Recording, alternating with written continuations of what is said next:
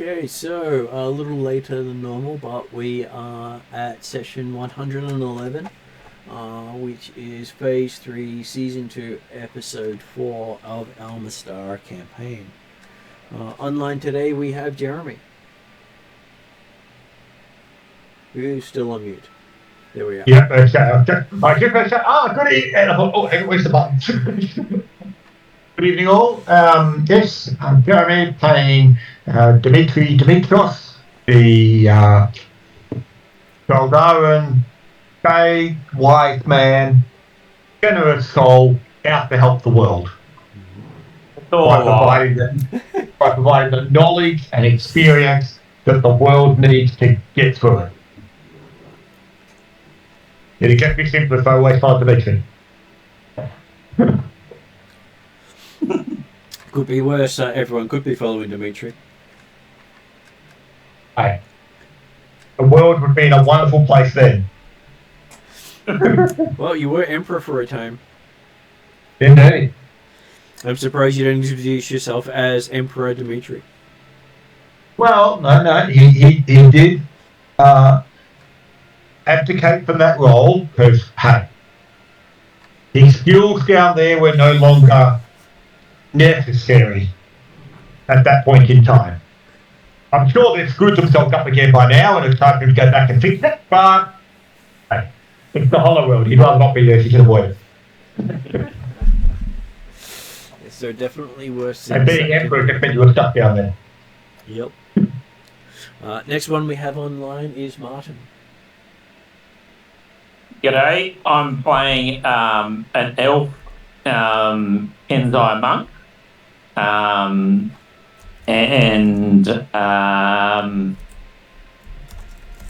Yeah, that'll do. Name? Corel and Silverleaf.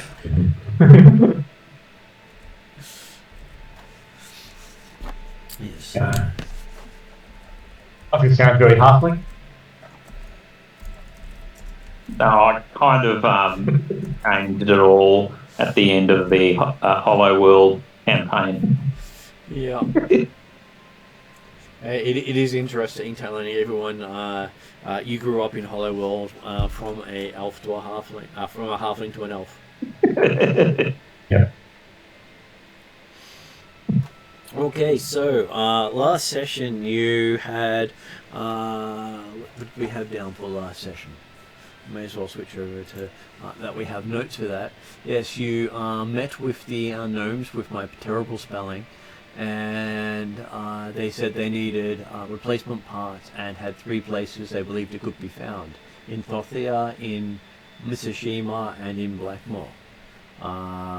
Blackmore being the hardest to get to, considering it technically doesn't exist, as far as you know. You've chosen to take the trip to Thothia as the closest place, and Plowman has what he calls a friendly rivalry with Rin.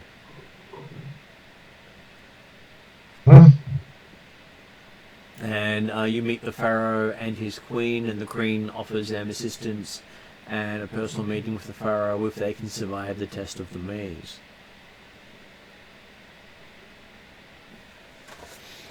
Which means the Pharaoh would willingly talk to you if you did the test, whereas up until that point only the Queen was permitted to talk to you. And was there a detailed explanation on exactly what the test of the maze involved? Getting out. Are they dropping us? Do we appear in the middle of the maze? So I'm assuming we don't have to enter the maze from one end and then, we've been in, we're back out again. Great. All done. Well, they say that once you get in, they lock the door behind you. Okay, so the test is ability to use lockpick. No problem. And the 3 of you are bumped into the maze. What's your proficiency in these tools? He knows what they look like? Well, I've got +10. Sorry? I've got plus You got 10. Well, Dimitri's got. We can give it both a try. I haven't calculated that on the new character sheet, so I didn't double check. But it would be Dex 5. It'd be at least plus 13. Nice. Well, he's a rogue. Well, he only took one level. No, 3. Sorry, arcane trickster. Nice. Arcane Trickster does have a lot of nice things when dealing with magic. Go. Arcane Trickster does have a lot of nice things when dealing with magic. Yeah. Right. But actually, like, it was literally the case of in his early career, he worked out that roguing had especially when you were made in Threshold. Right. Well, they sort of needed a rogue in their party when he was there, and no one had taken rogue, so the wizard took part levels of rogue and never used his magic. Okay, yes. I think it was about when I became a rogue that I cast a spell, actually. Yep. I believe your first in-game spell was when you took your first level of rogue. And that was about character level 3 or 4. Okay, so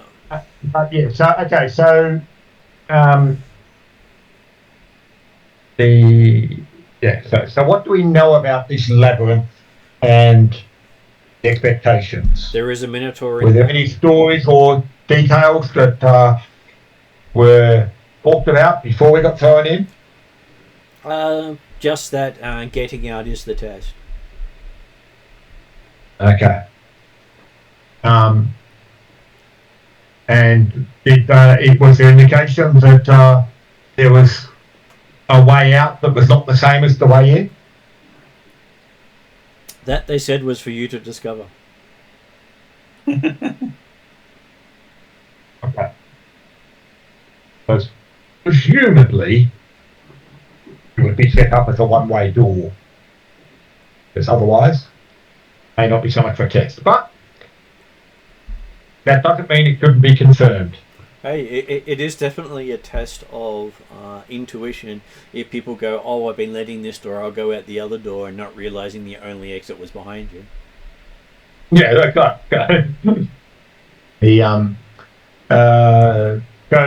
So what's the space we've found ourselves in, having been pushed through a doorway and having it closed and locked behind us? What can we see?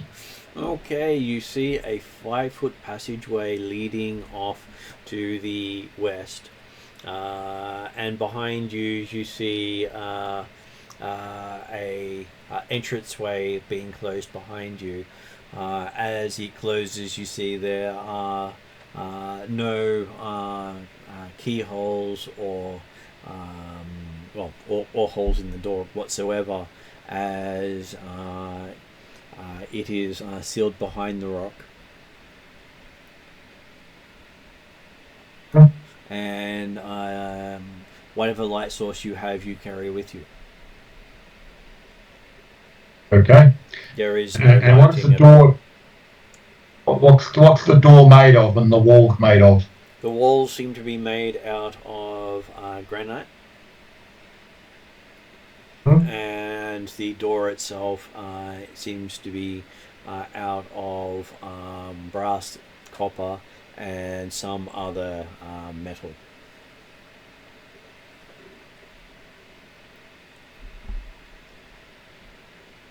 Okay.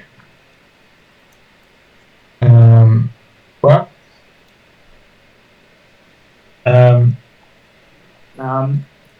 So, Dimitri, are we joined by Plarman? Technically, Plarman's there with you, currently hitting his head against the door.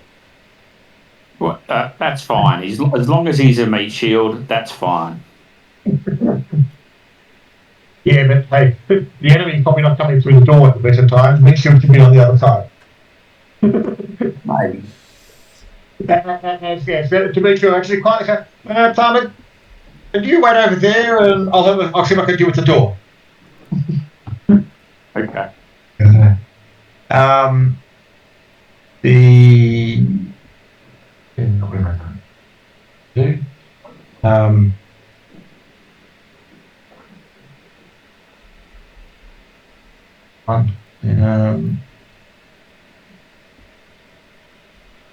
Okay, so looking at the Iron Gate,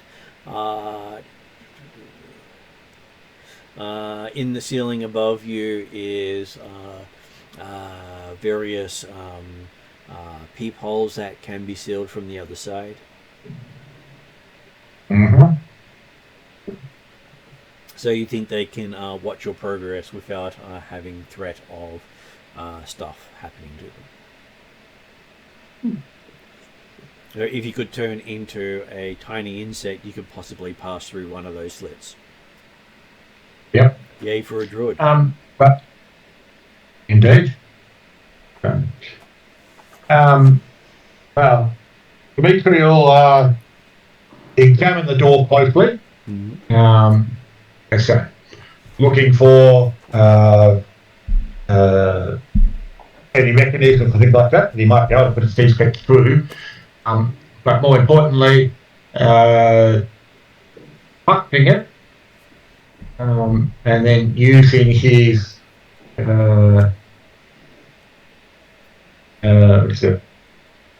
spell study of arcane objects. Mm-hmm. If he touches a magic item, either willingly or when hit by it, immediately know whether it's magical. And if you hold it in your hand, you can chance to identify it as an action without using a spell slot, whether it's spell not, if the spell not prepared. But yeah, so the first thing is the door magical? Okay, touching the door, I will give you an investigation roll.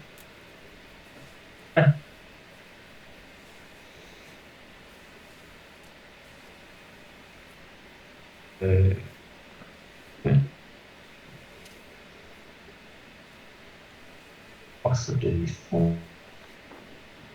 31. Okay, so looking at the door, you feel that the metal of the door has been worked with the World Shield ore.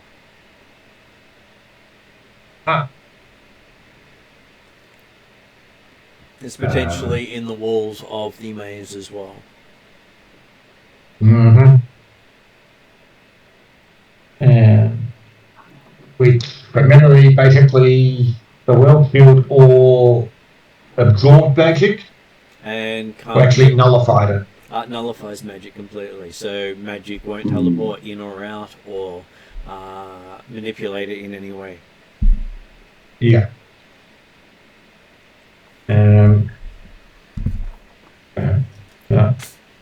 Noting that The door is open. Is that right? It's I not. don't know, the door closed behind us. So Okay. well, Dimitri could try a cantrip, dancing light, just to or in fact, so probably a light spell if there's anyone else readily available. I've got my blind sword, but whatever.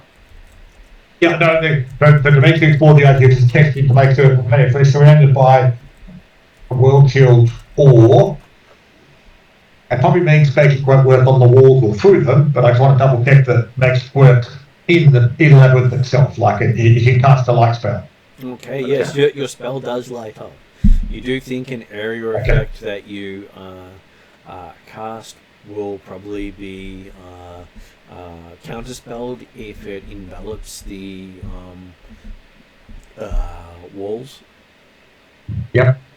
So you're probably limited to target spells, not area spells. Okay, well, we will, just for my memory, aside from the nullifying effect of the World War, it didn't have any other untoward effects from magic, did it? Magic can't be cast on it. If magic envelops it, it basically renders that magic inert. Yeah, but it doesn't actually have any impact beyond effectively nullifying the magic. Not that you've seen people do, but the world shield or you saw used was used as anti-magic. Yeah. These guys may have different versions of it. Yeah. As Okay. you haven't seen it worked in with other minerals before. You've only seen it work As armor and weapons. just using itself as the metal. So merged with other metals, it may have different effects. Okay. Well, we'll take a minute, and Dimitri will attempt a ritual for a knock spell, just to confirm that it is not going to work on the door. Okay. Okay. Because again, whilst he's confident that's going to happen, it'd be annoying to wander away from the door and then wander around everywhere and spend days and then think, oh, hang on, I tried.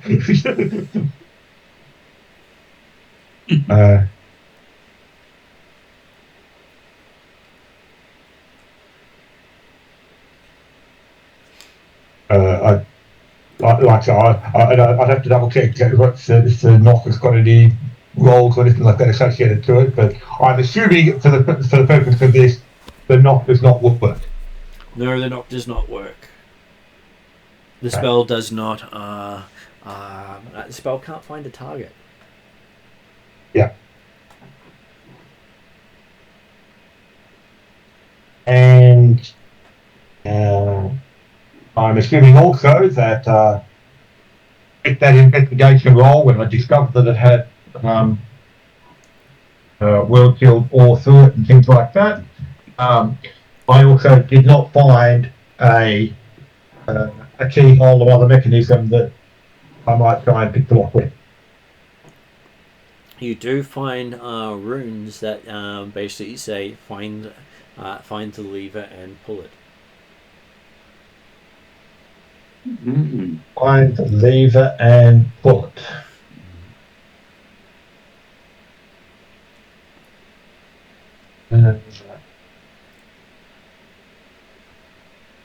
And the implication or the intonation of the way the runes are written or things like that implied that the lever is located somewhere in the labyrinth. Is that the thought process? That is what you think. Yep, okay. And obviously not next to the door. And it doesn't say whether it opens this door or another door. Yeah. Which is always fun when you look at these things going, what door does it actually work on? Yes.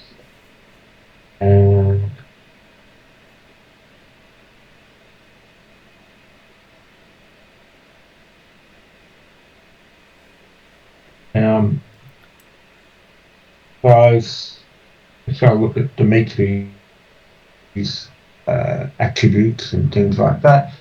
Does Drellin actually have any particular skills or abilities that allow him to like always know direction or things like that, or specifically useful in Lombardies?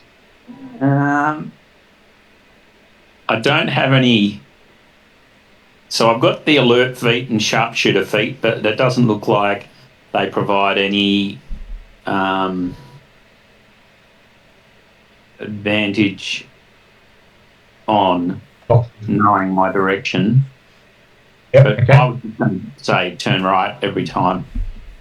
Oh yeah, no, obviously that's we can go to that one, but the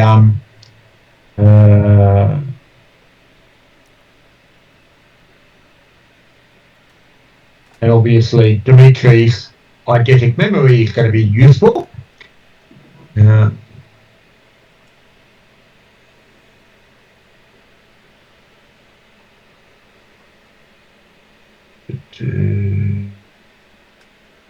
check to see if there's any other particular things that are.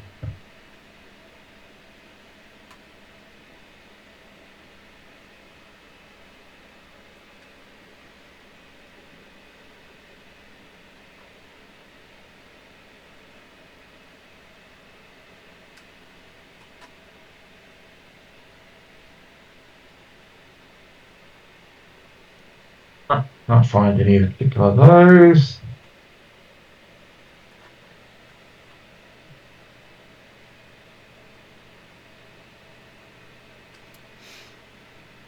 I wonder if locate object would work on the find lever.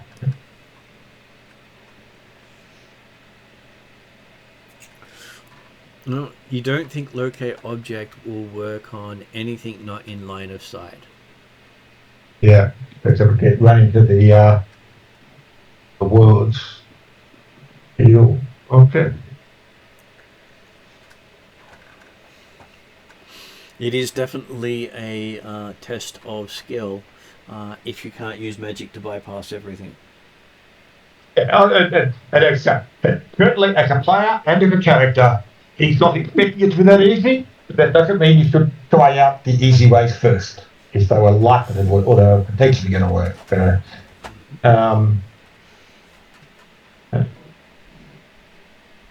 Yeah, closest example of a certain type of object.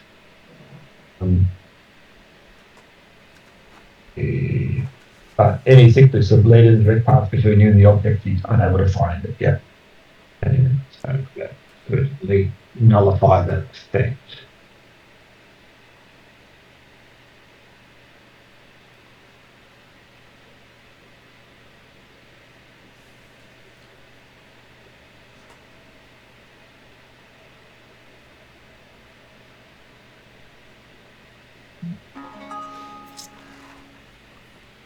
Okay.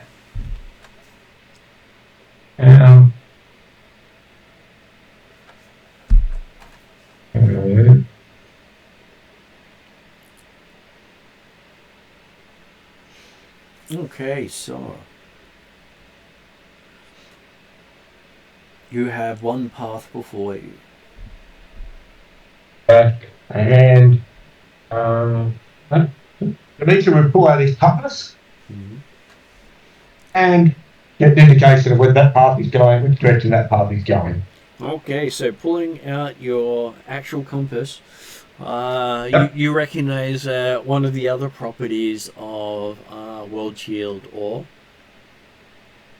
It messes with the magnetic field because the compass does not change direction no matter which way you point it. Yep. Everywhere is north as far as you're concerned when you're pointing the compass. Yeah. Again, not surprising, but worth confirming.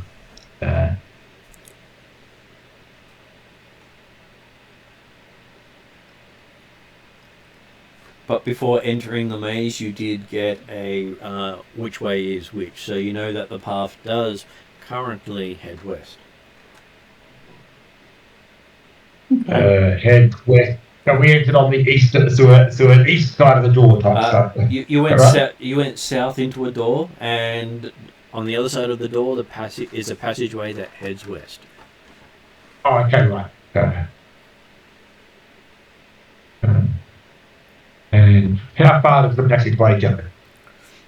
Goes beyond your light source. Even if I flash on the flame tongue longsword, that's a 80-foot light source. That's 80 foot with dim light? Yes, dim light. So it's Okay. 40 foot of bright light and another 40 feet of dim light. And for you, dim light appears as bright light. I Yes. believe. But you can't see in darkness. If I remember rightly, for low light vision. Let me just. Well, I mean, you might have some night vision goggles up there as well, so. Yeah, you can see in dim light within 60 feet as if it were in bright light, and in darkness as if it were in dim light. So you actually So I can see out to 80 feet. Yeah. Okay. So is that a property of your eyes or property of the sword? No, it's the property of my race. Yeah, yeah. In combination with the flame cut longsword. Yeah, yeah, no, that makes sense.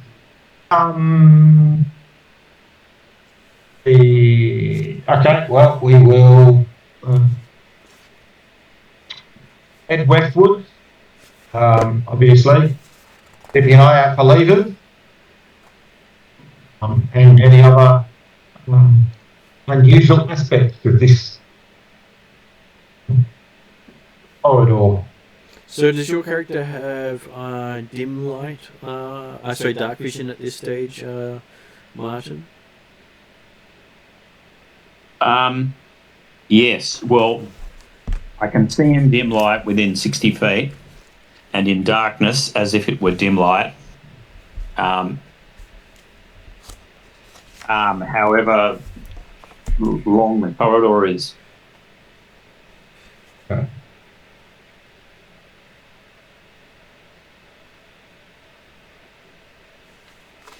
Okay. Because the title is Dark Vision. Yeah. I was just because they have dropped low light vision completely from level up. I was just making sure I had it correct. Yeah. Yeah. Your ancestral origins in twilight realms, you have superior dark vision in dark and dim conditions. See in dim light within 60 feet of you as if it was bright, darkness if it was dim. Can't discern colour in darkness, only shades of grey, and they call that dark vision. Which I'm assuming is the same as what Dimitri ended up with, the goggle of dark vision under the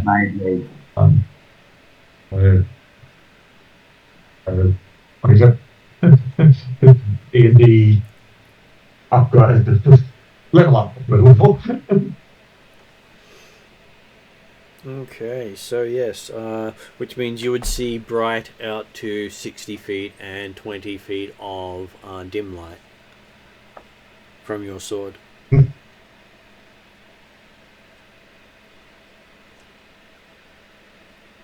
Which means you get to see further with the sword out than you do normally. Yeah, that's right. So that's why I wanted to flash it a little bit, but not keep it going. Just to get a feel for the place. Yeah. Did we get an indication as to how big this place was from the outside? It was the side of a structure that you could not see see if it was all or part of the structure.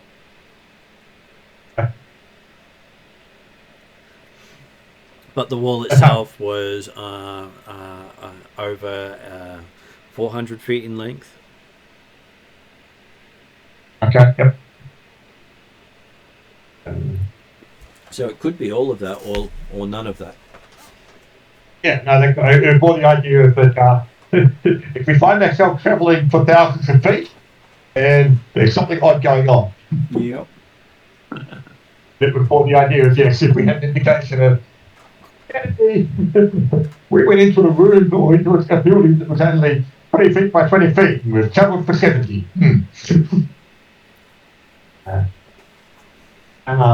But yeah, at this stage, actually, yeah, we will move down the corridor and taking an idea of how far we've gone, but also getting an idea of how far we go. Okay, so at about 90 feet, the pathway starts to curve around, curving left. To the south? Yep, you're not exactly sure how far it curves because it all looks the same. Yeah. Yeah. Until you come to a sharp turn to the left. All one continuous tunnel. And after taking that sharp turn to the left, there's almost an immediate another sharp turn to the left with a curve to the right. You think it's following the path you just tread, with a gap in between. On the inside of it, yeah. And you follow that for a while until you come to a sharp turn to the right, followed by another sharp turn to the right. And until you finally come to an intersection. It continues on in front of you with a sharp turn to the left, and to the left of you is a room.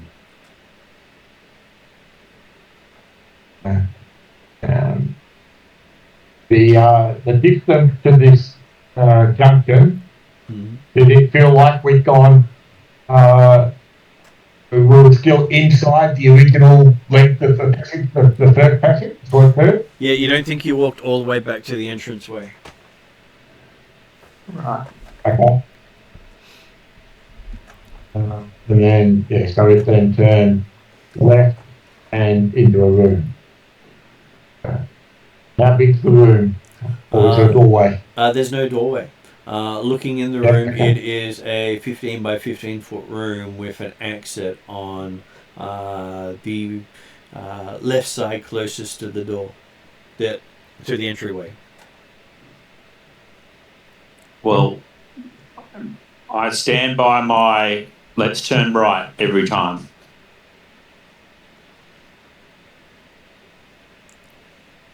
Well, so that means you go straight instead of turning left? So I think we go into the room and obviously go out the other exit from the room if it's the only... You don't go into the room if he's sticking to the right wall. That's the right. Yeah. Left is the 15-foot room. It was a T-junction. It was a T-junction with the room on the other end, so we on the other side. So basically the pathway goes in front of you, and there's a T intersection where there's a branch off to the left where the room is. Yeah. And to the in front of you, it starts moving away. Yeah. Okay. Sorry, I thought the junction was between the room and the turn to the left, but the turn to the left leads into the room. Okay. And I'm happy to have a quick scan of the room, but I want to stick with just turning right. Okay, so looking in the room, you can see it has 4 3-foot pillars in the room, each with a finely crafted great sword buried in the stone, very much like the old Excalibur storylines.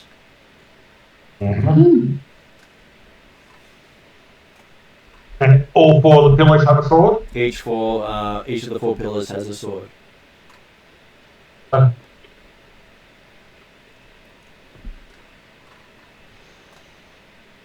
Ooh. Yeah. They don't look like levers to me. Well, most levers aren't bladed below the handle. Or at least, if they are bladed below the handle, it's too trap. The type of lever you pull, the handle disappears, and you suddenly find yourself holding a blade. I do remember those original adventures that had those as traps. Yeah. Well, we played one of those original adventures, aren't we? Technically not. It actually comes from there. Oh, okay, right. We're based on those original adventures, though. They do like their pretty much adventure in 2 pages style. So it won't be a overly complex one, and you should be able to run through it in a session. Okay, so keep to the right wall. Yeah, okay, we'll ignore that room with the Look at the stones at this stage, and we'll continue down the corridor. Well, I'm intrigued by the 4 long swords that are Great swords. great sword. Well, okay, stuff that. Heavy weapons don't work with my build, so But they might be magical enough to turn into the preferred weapon of your choice. maybe. Some weapons do that, such as if you get a small size magical boot, it will still fit as long as you try to put it on. Okay. Because all magical clothing will fit the wearer, and fit the wearer perfectly. All right. So Technically, a magical two-handed sword still fits you perfectly, just doesn't suit your style. It doesn't necessarily need to change. Okay, so what do you want to do, Dimitri? As far as I'm concerned, As a broad question, but whatever. my main perspective is to find the lever. Whilst, yes, technically those swords could count as levers, let's just do a lap of the labyrinth and see what we find first.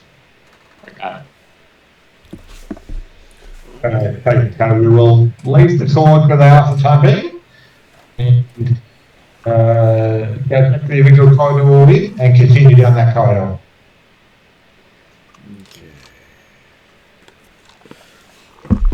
So you continue down the curving passageway that goes to the left and find yourself in a room with a passageway on the other side leading to the right.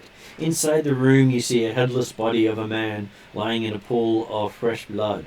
A ragged tear and missing spinal column hints that it was most likely the work of Skullkeeper, the Minotaur of the maze. What? And you hear a thunderous inhuman roar echo throughout the maze. Jesus. No, Minotaur. Though if he is your messiah, you might have to rethink about your religion. No, it's Redrian. There was nothing wrong with Arl. Okay, so Indeed, the horn god that was otherwise Moses and the code decided to look otherwise. So, well, looks like you can see and what happens if you fail the test. Well, we'll take a quick search of the body and see if there's anything interesting on it. The body has no gear.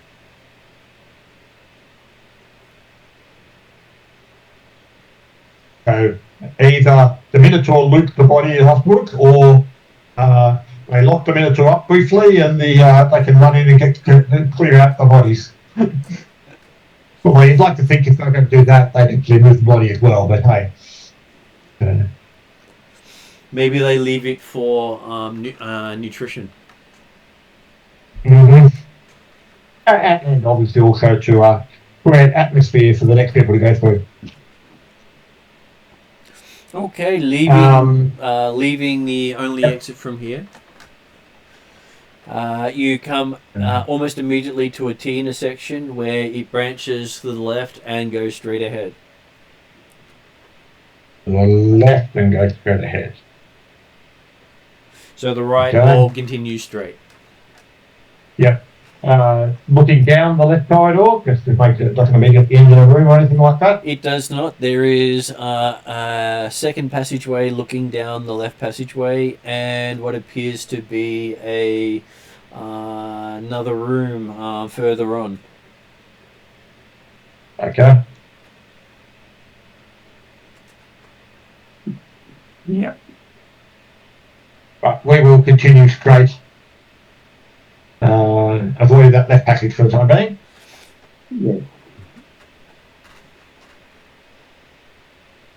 Okay, so Do continue. we have any indication as to where the scream had come from at all? He just echoed around the maze, but you do think it came from... Well, technically it came from both directions for you. Okay.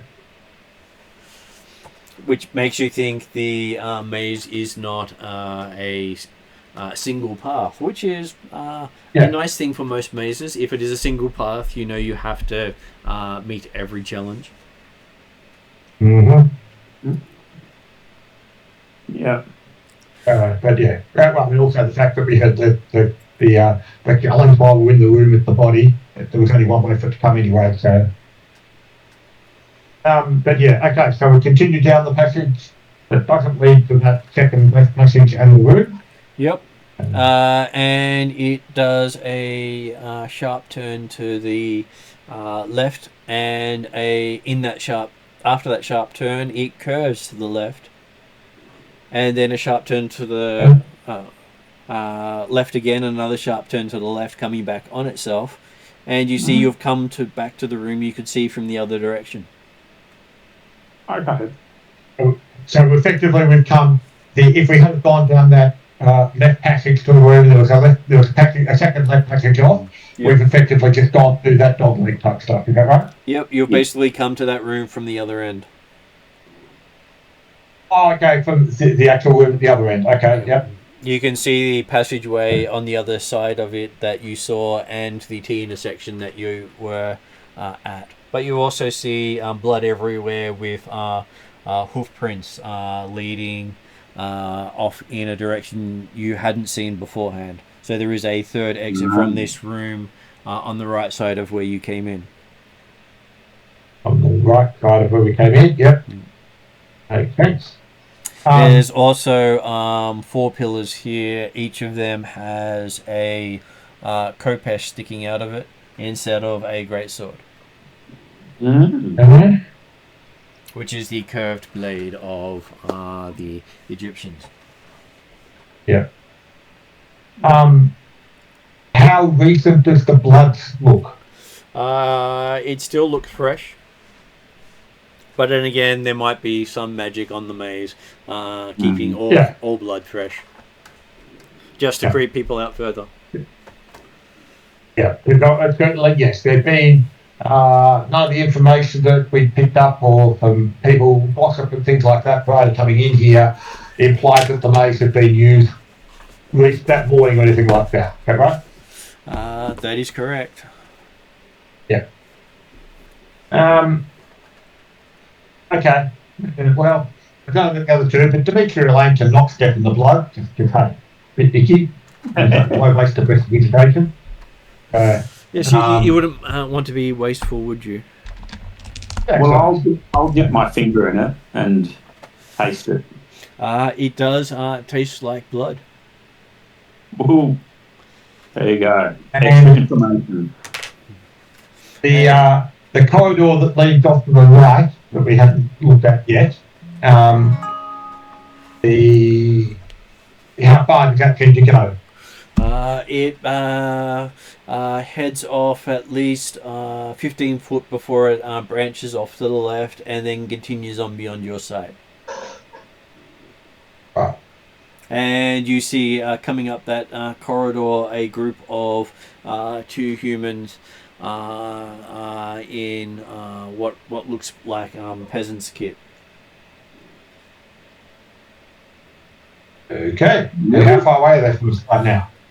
They came out of the passageway to the first passageway to the left. Okay, so they're only about 15 feet away when we first spot them. Yep. Or well, 15 feet away from the room.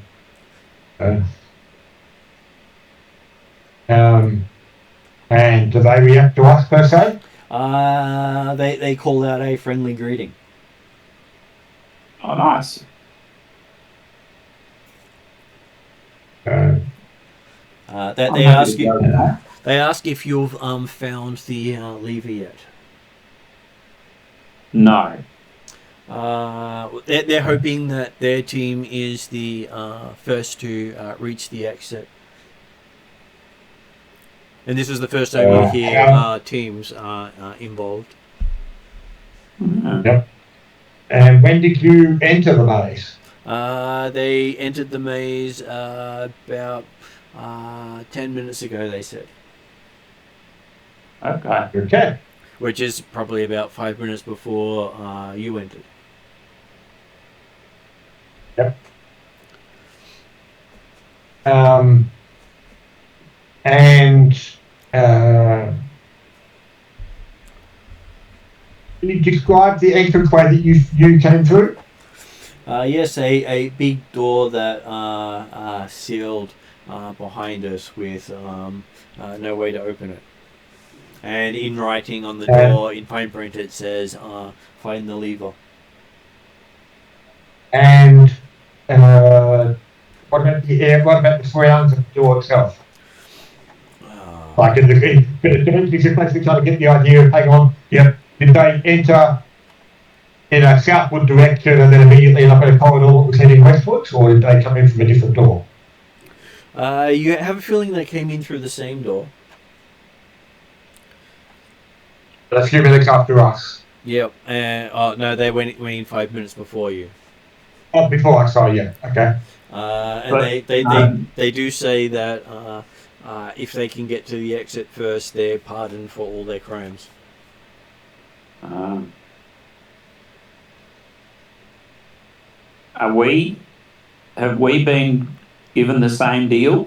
No, you're being given. No, we've been given a deal that the Pharaoh will be willing to talk to us and see us about our questions and things like that if we get through. So you find out that criminals who are put in on the test get given nothing. They have to do the test with just the clothing on them. Mm. Well, I'm happy if Dimitri's happy for these guys to join us. They do show you a number branded on their wrist. Okay. Basically saying that the they were told that only those people sharing the same brand can leave together. Okay. Any other teams don't leave. Okay. Sorry. So, do we have is similar this brands? You have no I'm brands. assuming not. We have no. But yeah, so is this a potential avenue of freedom given to all criminals in Thothia? All criminals have the option of taking the test in lieu of punishment. What would your punishment have been if you weren't taking the test? Well, for me, it was beheading. Well, beheading. What did you say? So, beheading. Yeah. And my friend over here was castration. Yeah. So yes, it was basically the only option. I'm guessing then you weren't necessarily caught for jaywalking. No, I had been selling pieces of carvings that had come into my possession. He says. Mm-hmm. Apparently, it was not permitted, but he saw no signs saying you couldn't just sell things.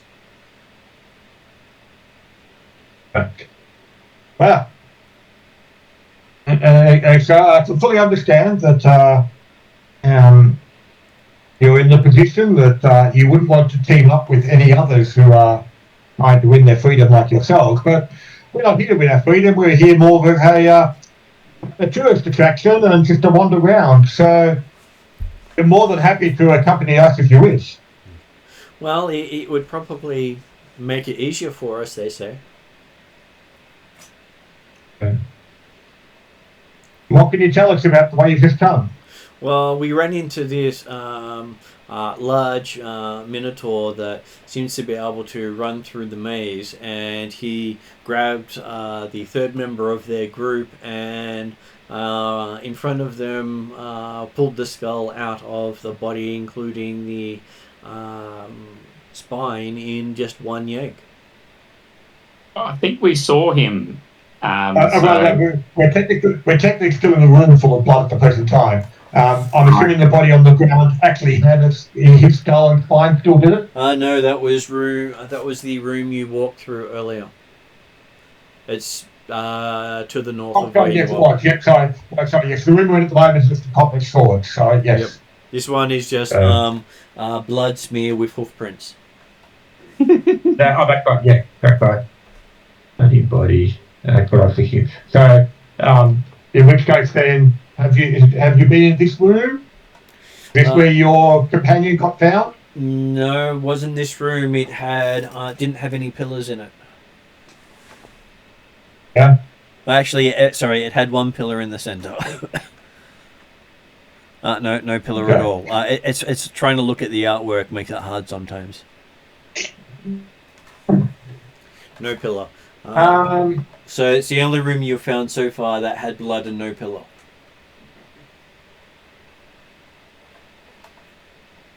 Oh, but we haven't found that one, have we yet? Well, you found that room. Sorry? You found that room. You found one room with 4 pillars, one room in each corner, one room with 4 pillars in a line, which is the one you're in, and then the one room with the head and spineless body. Okay, yeah, but so that's the so that's the room that they lost their companion. Yep. Yes, it's exactly. It has and yes, it had no pillars, but for us it had a body in it, so therefore we describe it differently in our minds. So do you keep to the right wall? From Dimitri's rough mental map, technically in this room that we're in, if we went what would amount to straight ahead from the way we come in, it should be, I think, northwards approximately. But that would be keeping to the left wall and not the right wall. Yeah, no, that's not, I recognise that would be following the right wall plan. If we're looking down that corridor, we can see the corridor that the T-junction that we originally went past and ignored the left-hand corridor, didn't we? That is the the corridor you walked past, yes. And that corridor at some distance down it, maybe halfway-ish, there was a corridor leading to the left. Is that right? But from this point it leads to the right, and it is at the halfway mark, which is about 10 feet down the corridor, to be honest. Yep.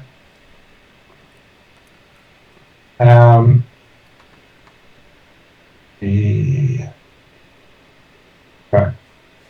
So what are the names of these two guys that with criminals?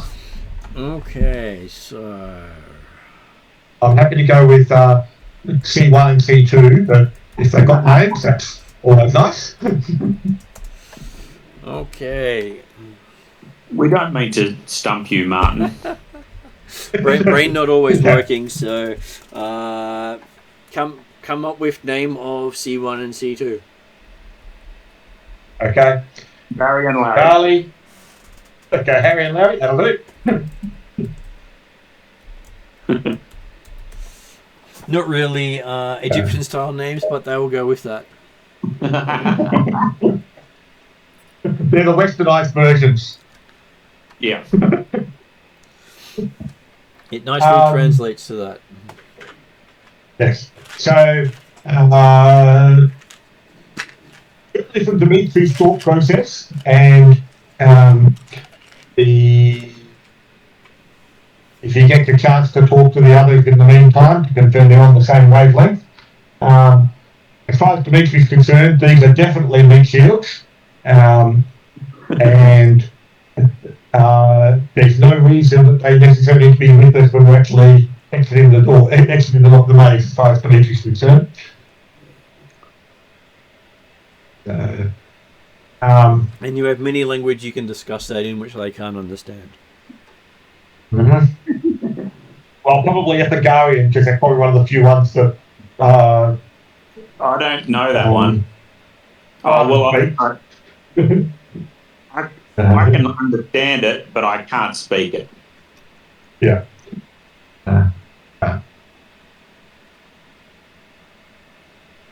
Excellent. I'm sure that we can find some appropriate languages between us, even if Dimitri's acting as the translator, we can't. It's his natural role. What language were they greeting us in? Or Well, Alsatian? if you're wearing the amulet of language, it doesn't matter that you always understand them. Yeah, well, And Dimitri doesn't you- know the other language. If you don't know if you don't wear it, they're using a dialect of Nithian. Well, that's right. He does speak Nithian, so can certainly follow along.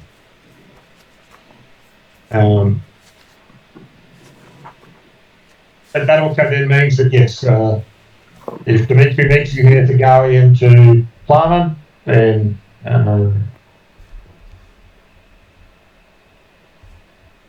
Alan could certainly understand and hear the Dimitri's thought process. If the others have other concerns or morals, that's up to them. But Dimitri's perspective,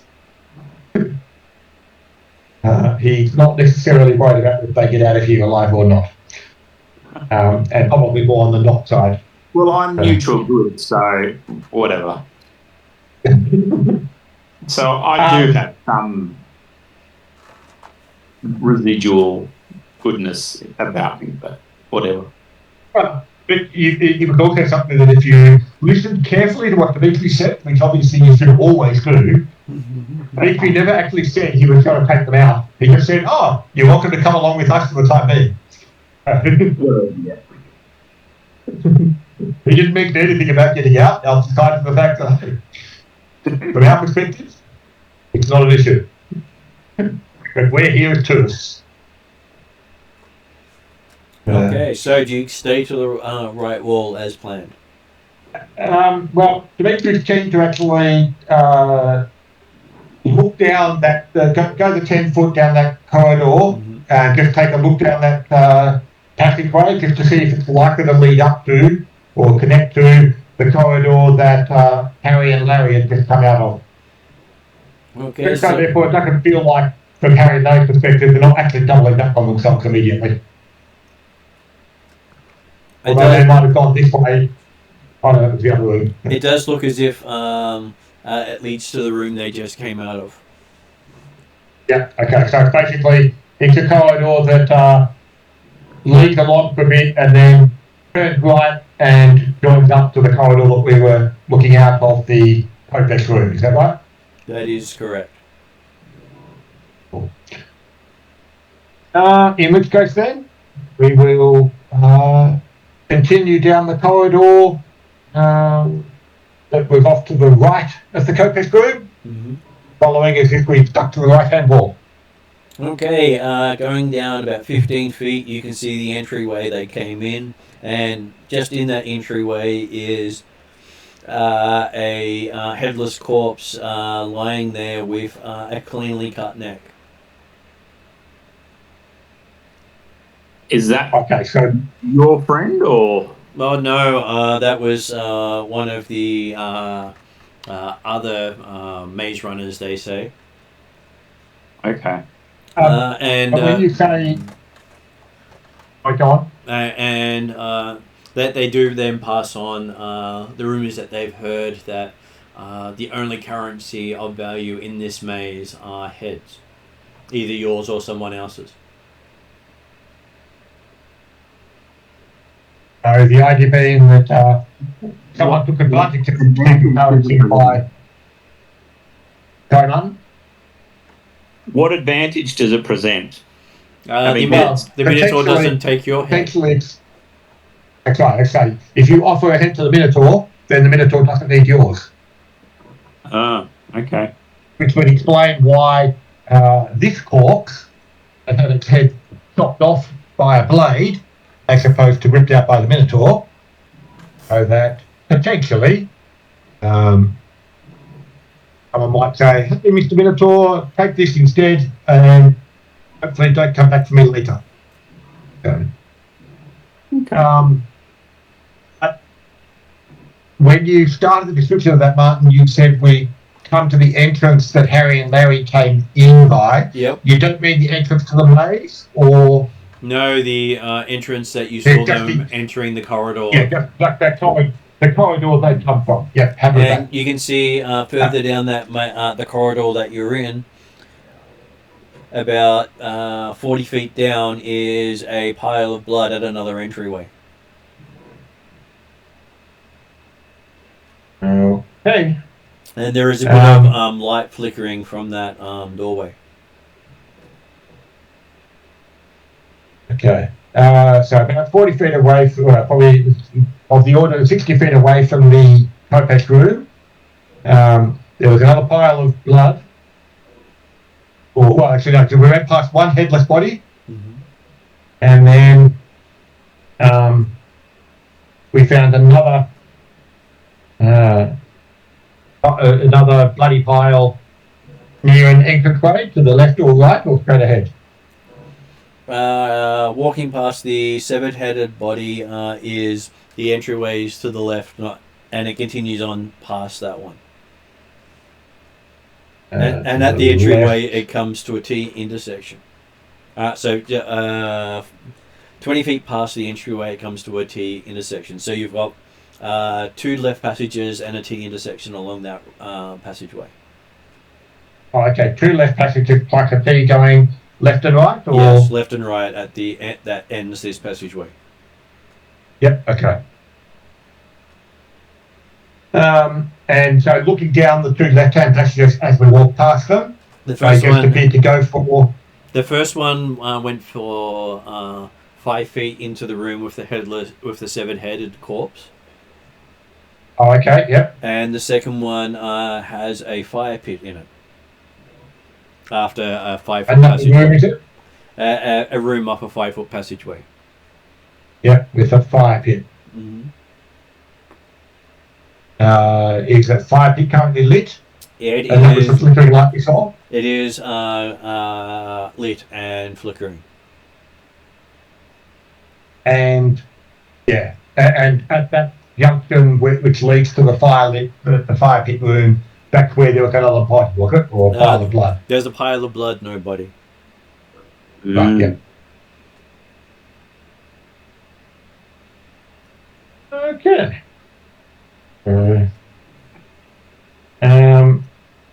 Well, I guess if they were just going into rooms, each one of them, then even though they're to the left, it's probably worth double checking those rooms and making sure there's no other things in them other than a fire pit and a severed head, or a headless body, I should say. And check with Harry and Larry as to whether or not they've been in this area or not. They have not been this far.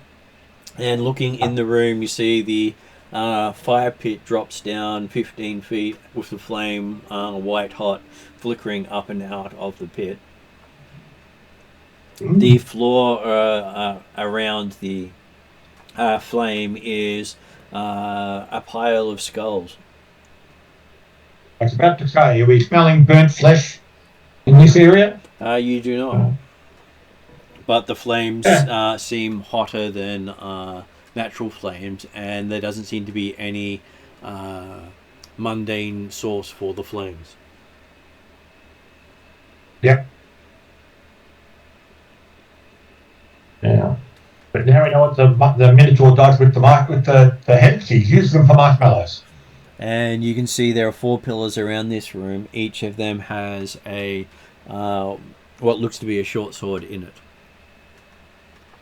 Short sword, huh?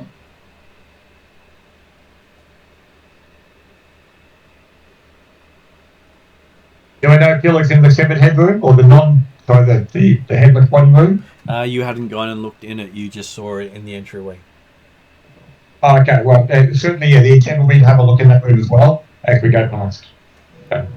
Okay, looking in that room as well, it has 2 pillars in that room, and each of them seems to have a dagger embedded in them. Daggers. They're getting smaller. Except actually the daggers, I think, were technically before the short swords from the way we came. No. But I'm detecting a certain theme in their decor.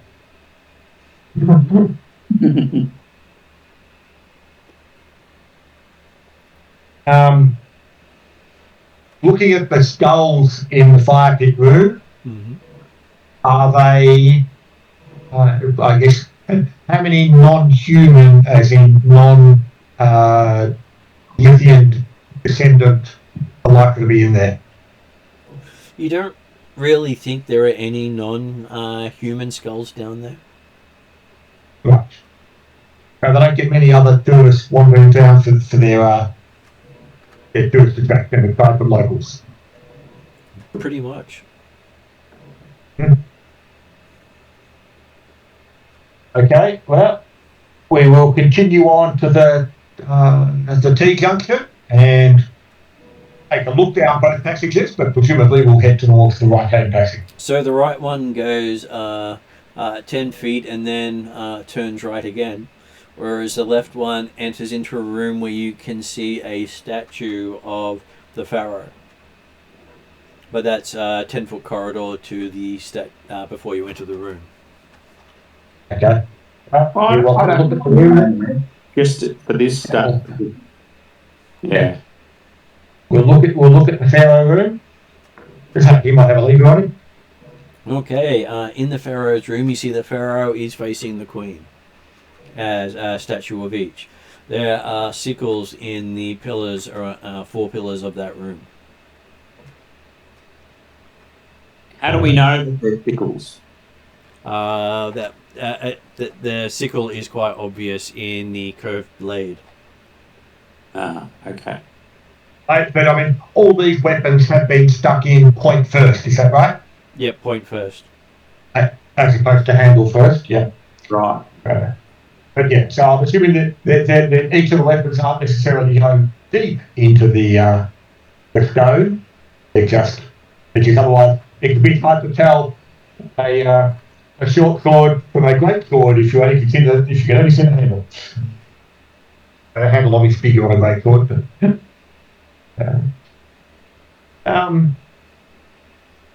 taking a look at the statues of the pharaoh and the queen. Are they good likenesses? Are they just plain stone? Are they decorated? They are decorated in lifelike colour. Yeah. With gems and jewels? Just painted. Yeah, painted, yeah.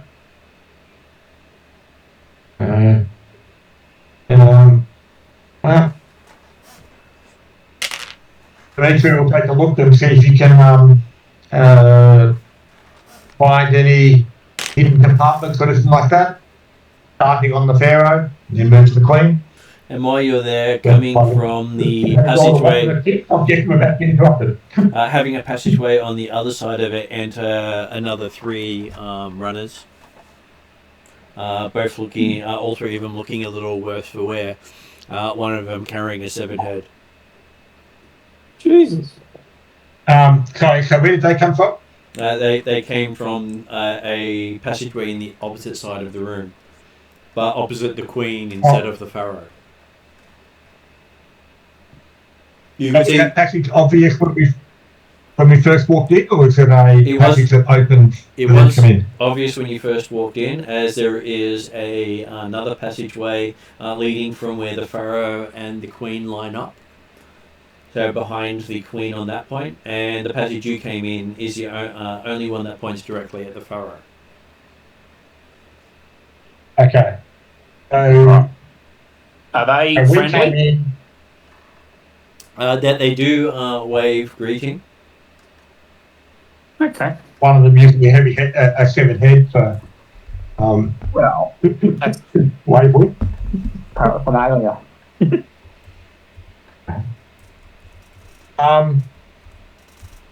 Okay, so this room with the pharaoh and the queen statues and the 2 or 4 pillars of sickles. I can't. can't remember what probably it was 2 or 4. It's got 3 passageways leading out of it. Is that right? It does have 3 passageways leading out. The fire one pit. directly opposite the one we came in. Yeah, the fire pit had 2 passageways leading out of it. The room with the severed head and the daggers had 3 passageways leading out of it. Oh, okay. It is a maze that loops around on itself in many places. Oh yeah, no, that's right. It was just the fact that when you said room, you hadn't described any other exits from the room, so I was thinking it was just dead end. So, okay, so Pharaoh and Queen, and the passage we came in, a passage directly opposite, and then a passage to the left or right of what we came in. I say so. You come in facing the Pharaoh, and the Pharaoh is you're seeing the Pharaoh on the side. With the Pharaoh looking directly ahead of him, is the Queen about 10 feet away, looking directly at him. To the back of the Queen, which is right of where you come in, is another passageway. Now, to the north of where the Queen is, which is not directly in line with where you came in, is another passageway. So on the opposite side of the room, but not in line. The right-hand rule takes precedence, so I think we should reverse and keep going down the right-hand path.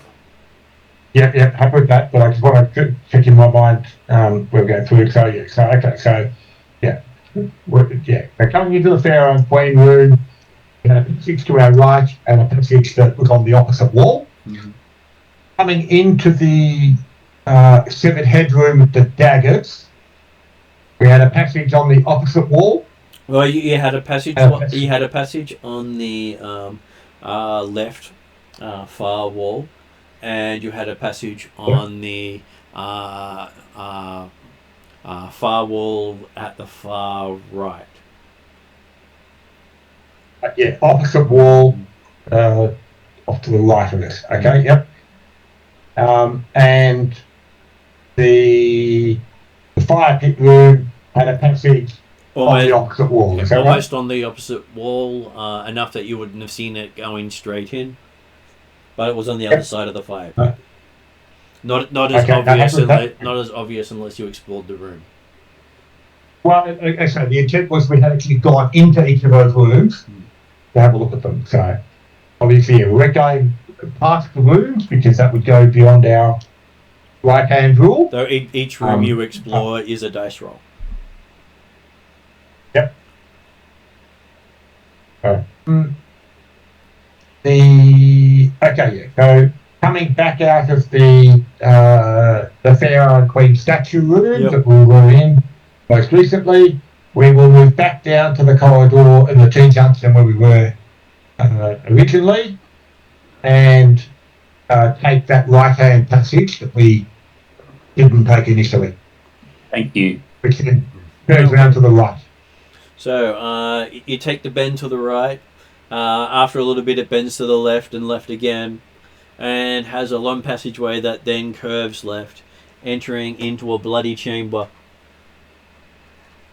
with a trail leading up to a corpse of a young man, lifeless arm outstretched, less than a meter away from a large iron lever. Oh.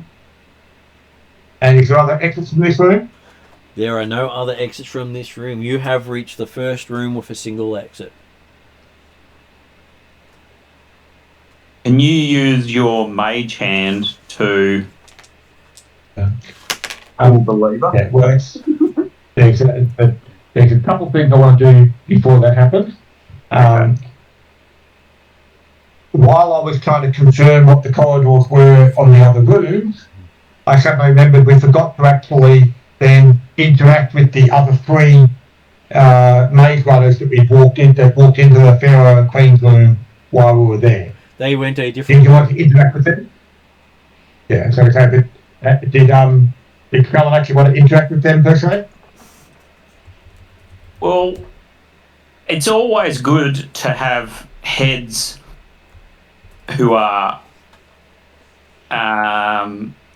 self-transporting. So that's Well, it calls itself good. Well, yeah. So I'm always happy to have more people, but it might mean they risk losing their head. Yes. But I'm assuming that, well, in that sense, then, particularly since they saw us with a couple of the others, did they recognise Harry and Harry at all? They did. They didn't stick around for a chat because, well, they got more chance of getting out. Right. And then it would be A different. Maze Runner thing. well, so that probably also don't want to be seen to be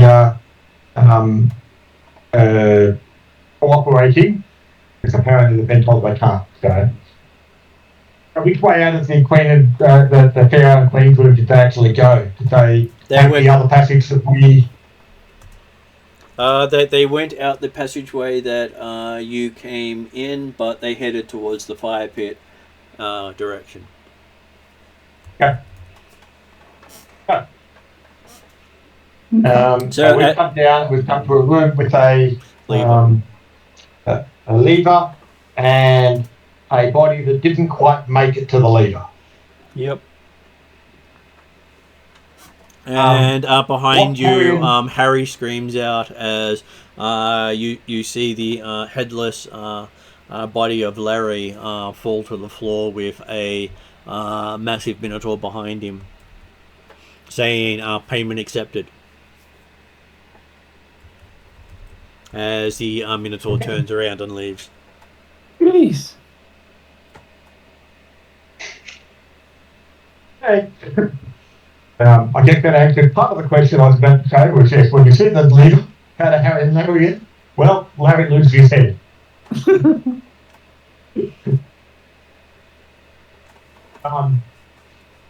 And I can give you a bellow that he gives as he rips the head off.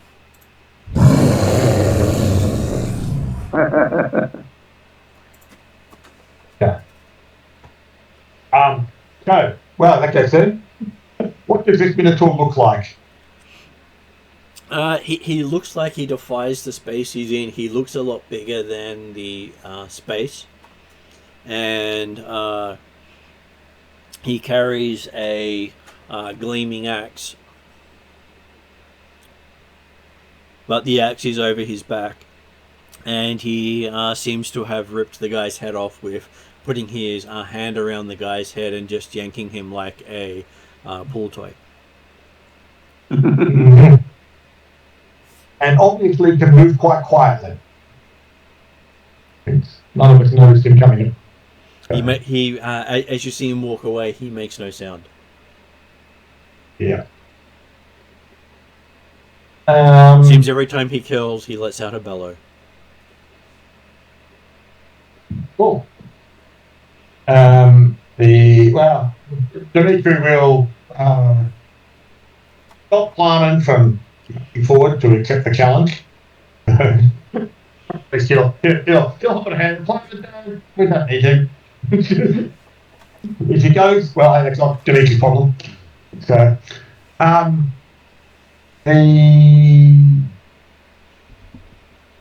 yes, okay, well, looking more carefully at this room then, Dimitri will actually get into the room and ensure that there's at least another one or two other heads between him and where the Minotaur might be coming through.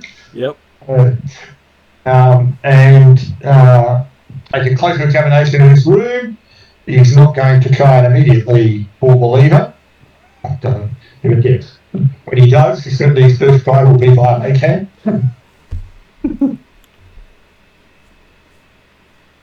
Well, it is the first lever you've seen. Yeah. Yeah, it is odd that we were told to seek out the lever, but I don't know. Also,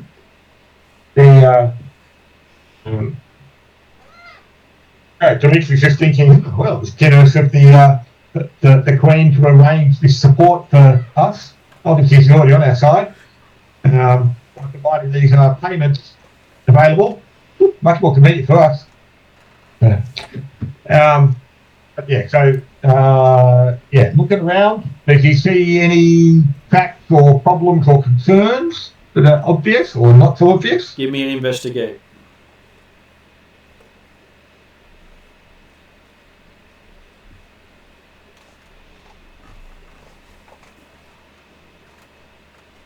It's not that much. I've got a 3 on the D4 for my expertise. Unfortunately, I've also got a 3 on the D20. So that's a total of 17. Okay, looking at it, you can tell the obvious trap. Neither up or down is indicating if the door is open.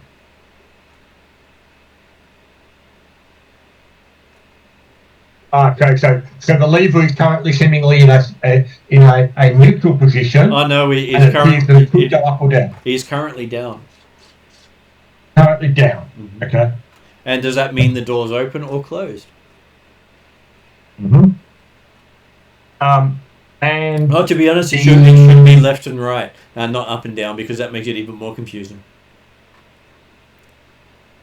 it's currently in left, or is it in right? I'll put it in left at this stage. Okay.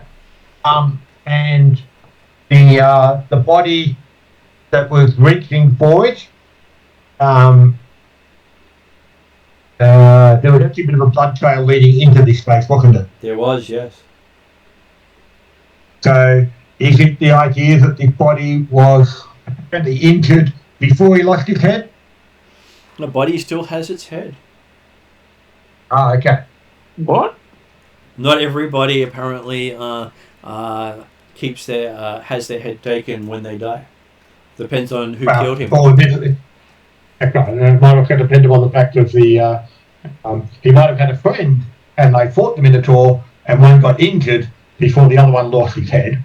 So then, looking at the body, what kind of injury has the body suffered, and did it die of that injury or did it die of something else? Looks like he had a single piercing thrust in the back from a rounded weapon. He presumably got gored by a Minotaur. Yep. Right. But not enough to kill him instantly, enough that he couldn't quite make it to the lever. Well, you can see parts of his lung sticking out of the hole. Yep. Demetri will let him know that, hey, as a general rule, it's better to keep insides inside. Don't actually let them fall out. It's bad for your health. Harry suggests taking his head so we can have a payment in case the Minotaur shows up.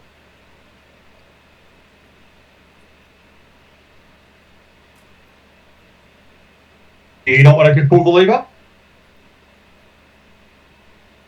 Are you going to suggest he pull the lever for you? Well, no, I'm asking if he just want to pull the lever. I'm happy to. Okay, so Trellin moves the lever from left to the right side. Yeah. It's Do not we hear anything happen? Not particularly hard to move, but you do hear the sound of some sort of mechanism moving in the rock. Okay. I'll get my eagle longbow out with my quiver of endless arrows and just be on the lookout. Right. You mean you didn't? You using your flaming sword before, weren't you?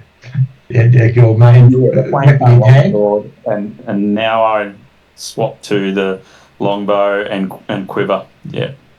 Yep. Okay. And everything goes dark, and you can see everything in a dim light from you. Well, as long as it doesn't come in within 60 feet, I feel okay. So I think that it is still advantageous to have some light because I don't think we're sneaking up on these Minotaur anyway. Dimitri will put up a light spell. Okay, so what do you cast the light spell on? And just tossing up in my head what we touched on. The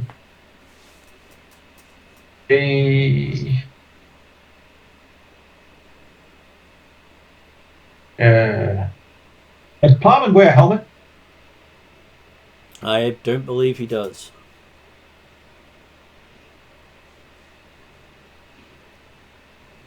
Well, not all the time. What's his hairstyle? Has he got a top knot? I'm sure he does. I'll cast it on his top knot, so therefore he's always got light he can see by when he's fighting.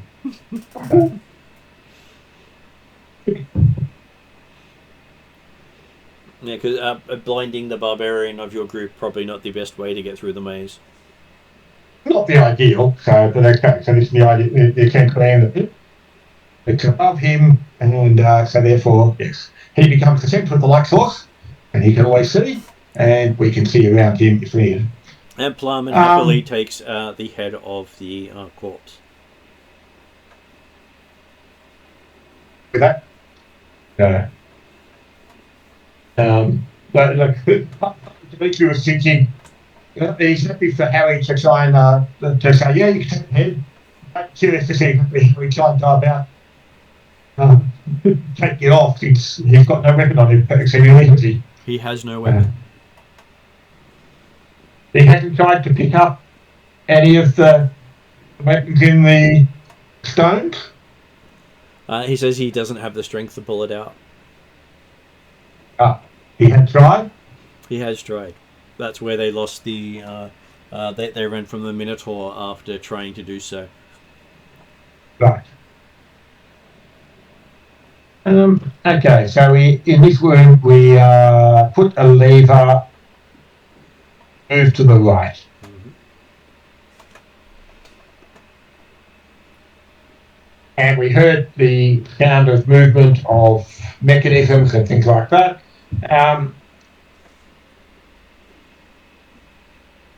Do we have any sense, and again, this is probably much from Dimitri's eidetic memory rather than a dwarven stone sense or something like that. One-time Bradshaw might actually be handy. And how far we are from the original entranceway? Quite a distance. Yep. Well.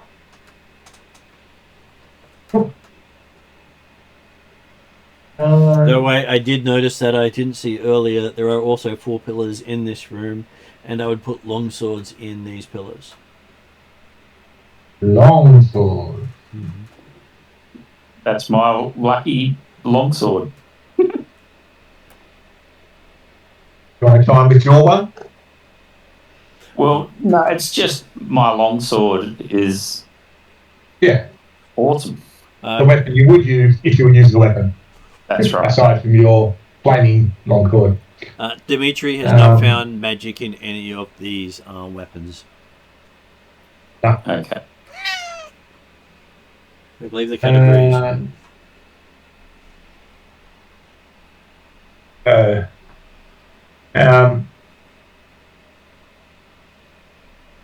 Dimitri will pull out some chalk and write in Nithian on the wall beside the lever, saying, "Don't touch, we've already pulled it to open the door.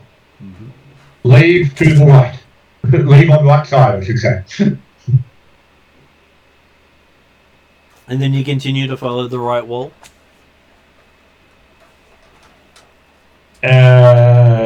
Well, in effect, but so we're going back out. If I'm aware, the intent is we're going back out and we'll follow the right-hand wall would take us back to the Pharaoh and Queen's room. Is that correct? That is correct. It would.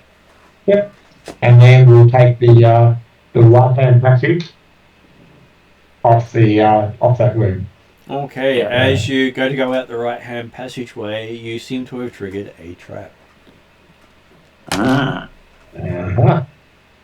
But unfortunately, it is designed for peasants, and Harry gets skewered by a blade swinging down from the ceiling. Okay. Lucky I've got +6 into dexterity. All right. You think it's luck that we have our portable heads? Plumman now grabs a second head. Yep. You don't have a feeling he really wants to give it up. He'll give it up if he has to give it up. Okay. Farman recognises valuable merchandise. You don't just throw it away, even if it's only value is to throw away. Well, okay. Demetri will take have you got the side or avoided or allowed Harry to go first. Does the trap appear to be reset itself, or is it just a case of, oh, yep, there's a blade that's swinging in the middle of the passage, or? Well, it was very much in the Indiana Jones style, sliced down and hit him. Yep. And then basically went back up into the ceiling. Okay. And you can see the pattern where he stepped on to activate it and can quite easily walk around it. Yep. Okay. Yeah. Demetri will point out the pressure plate and say, don't step there, and we'll leave it so that, hey, we might be able to collect other heads without having to go through the gruesome types of trading like ourselves. And from here you can see the passageway goes 15 feet to a curved intersection where it curves to the left and curves to the right. As in, like, it goes in an S shape, or it actually opens into a Y, curving both directions? So imagine you're coming up the stem of the T, and the T itself is a curve. So the left passageway curves to the left, and the right passageway curves to the right. So it's, okay, it's so the it's same sort of curve. a Y junction, or a T junction, but curved. Yep. Okay. Where the top of the T is the same curve. Yeah. Or continuing around. Yeah. In which case, then we will take a look down both passages, assuming that both of them seem to go around or keep curving around out of sight. We will follow the right-hand passage. Okay. Takes quite a few twists and turns until you find yourself at a open passageway with a portcullis that has risen up into the stones. Is there a way to jam some wood or something like that under it? Well, you can see that it leads out into sunshine. I'm just wary that there might be another trap. Oh, but okay. So so when you said open passageway, you actually meant into open sky beyond the portcullis. Is that right? Yeah, the portcullis leads to a passage that seems to go for about 30 feet before it goes into open sky.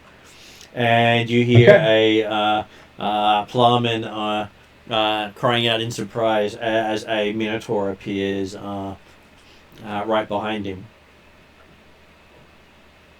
Okay. If we draw it out, is there an advantage to that? Well, Top of my head. We found the exit. We don't want to actually destroy the economy or the tourist attraction here, so we don't want to kill the Minotaur if we can avoid it. Plowman tosses him out. Top of my head. Tosses him ahead. He says payment accepted and walks off quietly. Nice. Only at the cost of two maze runners. And as you, the three of you walk through the portcullis, it closes behind you, with a voice inside the maze saying, "You have chosen poorly." As you start hearing screams coming from the maze itself. What? As in, only one team gets out. Oh, okay. That's a shame. Yeah. So, well, no. So the point being that the statement of "you have chosen poorly" was obviously not directed to us. It was directed to all the other people in the maze. Okay. It's sort of thing that before we walked out of the portcullis, Dimitri was going to take a bit of a look around the cracks. Assuming we didn't find any, which is why we walked out of the portcullis. He will continue to head towards the light, but as I say, cautious and monitoring the cracks as we go forward. Okay, so yes, coming out, you find yourself in a luxurious bathhouse with clean food and water and clothing, which you assume that most people who come through the maze definitely need. Mm-hmm. And there is a basket for severed heads. Okay.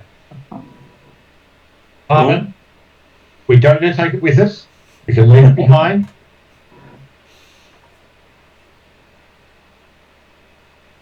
Agreed. And are there other exits from this bathhouse? There are multiple exits. You can see the sky outside. You can see the sky above, as the bathhouse seems to be open to the sky. Can we see spectators? You see coming in a couple of what appear to be wipers here to wipe you down from different cultures, it appears.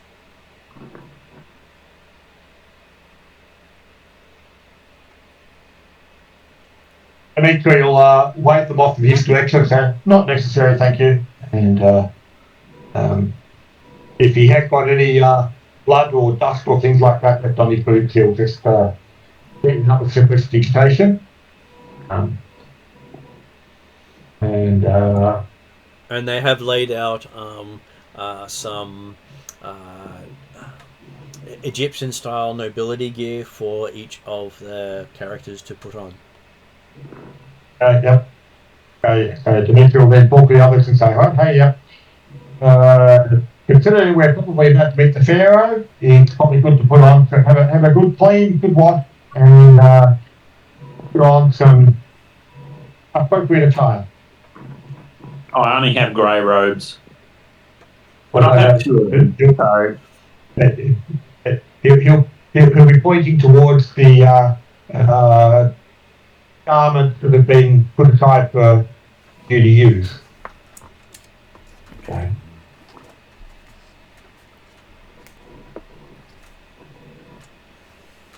Just for your reference. Well, not quite the same as my mental joy that I did produce, but did the job. Well, it was easier to just describe it as roughly as possible without going into exact measurements. I know, exactly. I was happy with that. But yes, for that purposes, I'll show you the map that I produced for the more describing. So the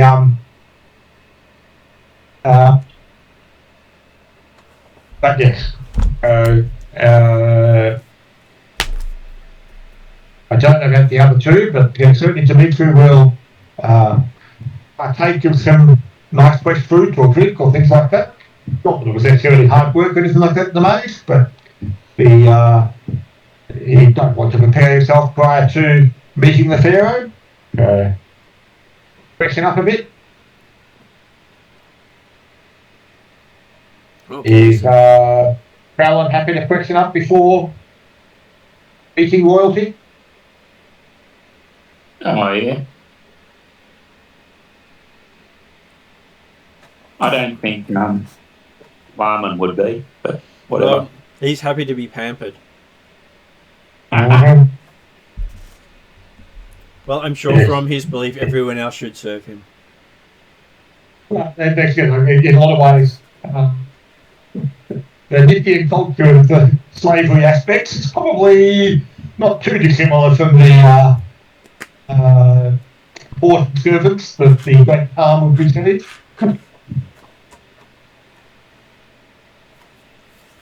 Okay, so yes, you end up spending half an hour of pampering before you are then taken before the Pharaoh. Mhm. He has many of his advisors waiting in the walls around, and you have left your gear, including weapons, outside the room. Mhm. With a promise from those watching over it that none shall touch your stuff. Mhm.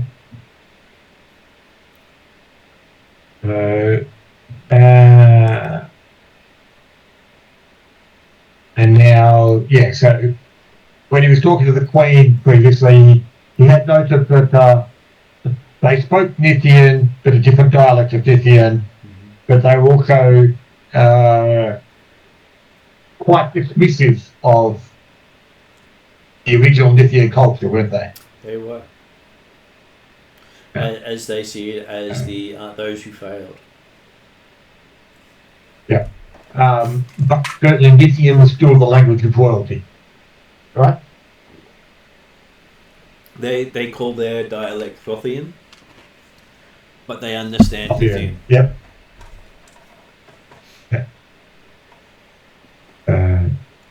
So Thothian being a like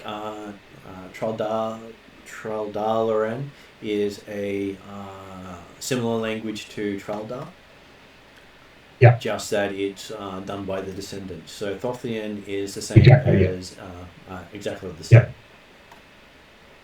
Well, certainly Dimitri will be speaking in Nithian then, recognising that, okay, yes, it's a ancient language from their perspective, but it's still one that they understand and recognise to say it's not like Dimitri really had time to actually pick up Thothia yet. Tomorrow we'll be able to do it. Okay, so they ask, what boon do you seek from the Pharaoh of Thothia? Talking about himself in the third person, which is always a interesting sign.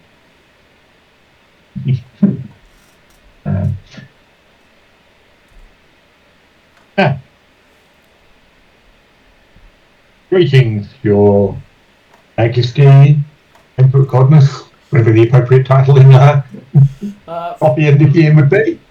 Pharaoh, God King. He hasn't really called himself God and King, but Pharaoh comes close. Yeah.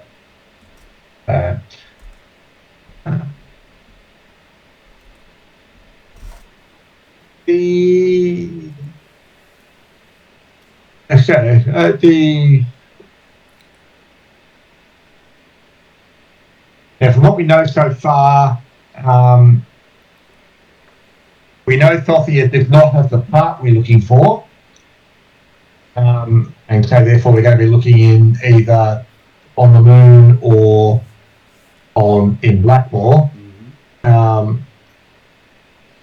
As a player, I can't think whether there was anything else specifically that the party needed out of the Pharaoh of Thothia. Is that correct? Well, you can ask him about tech or about magic or about anything you feel like asking him. The point being that certainly Dimitri has some things that he wants to ask of the Pharaoh, but before he actually accepts the boon of the Pharaoh for something that's going to be for personal gain, or mostly personal gain, I just want to double check that there wasn't actually anything for the party that was definitely expected or needed. Well, you did learn that beforehand from the Queen that while they could do what you're asking, it would take maybe 100 years to do so. Oh, in fact, I think he was talking 1,000 plus years, but so that's from memory. But yes, that was just it. Was the fact that they could build the item, but it would take so long to gather the required energy that it was, yes. And so the throne room where you met him was done using that style of magic, where they maintain the magic, which enhances it with each maintenance. So for them, repainting it is part of the maintenance. Yeah. It does mean that they sometimes change as they repaint. And yeah, that was just it. Was the fact that from Dimitri's perspective, it meant that yes, some of the historical value has certainly been overwritten. But the throne room was not a history. Yeah.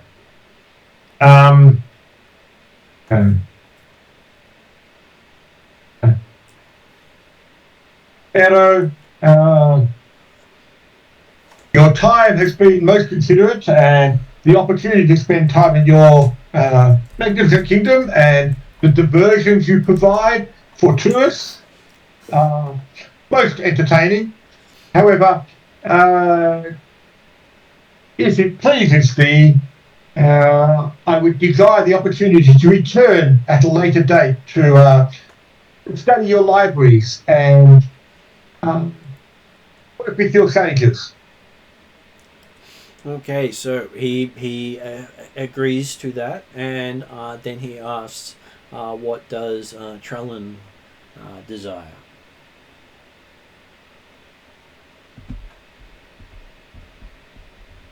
And he can't that the language that Trellin automatically recognises, but can't necessarily speak. Well, Trellin only ever hears everything as if people are speaking Elven. Yeah. So when Trellin replies in Elven, if it appears the king has, or the pharaoh has difficulty following, Dimitri will translate.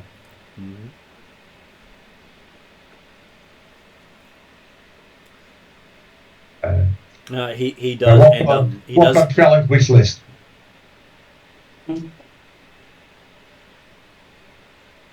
Well, mostly I want how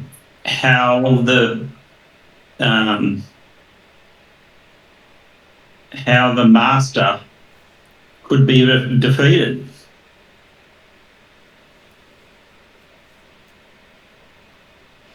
But maybe that's not in his purview.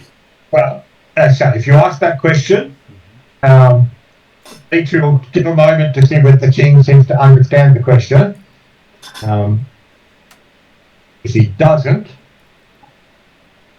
then Dimitri will probably say to Trellin, I'm not certain he'll have the information on that, because the master hasn't got one to him, but we will see what he says. And then translate it to Lithian, if the king hasn't, it's apparently not recognised the Elven. Okay, so he says the name is not known to him at this time, but he may send you what he learns as payment. Dimitri will then, provide some details and information about the master and the threat that he poses to the Western known world.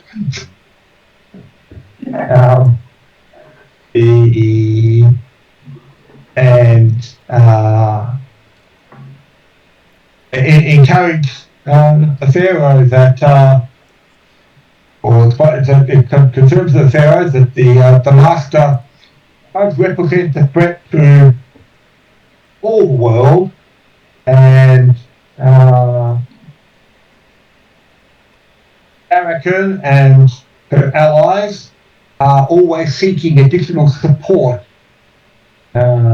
in combating the master. So if you discover information and or potentially have troops available to support, that would be wonderful. However, understandably, considering you're currently caught between the Alphasians and Thyacians fighting over this particular island. I can understand that it may not be a likely option. He does say from your description, the Master does appear to have abilities of a mummy lord or a lich. That would certainly seem likely, and obviously, yes, makes appropriate connection, or would be an understandable connection for a Nithian or descendant of Nithian culture. And he says he will do some research into what he can find, because his records do reference such creatures.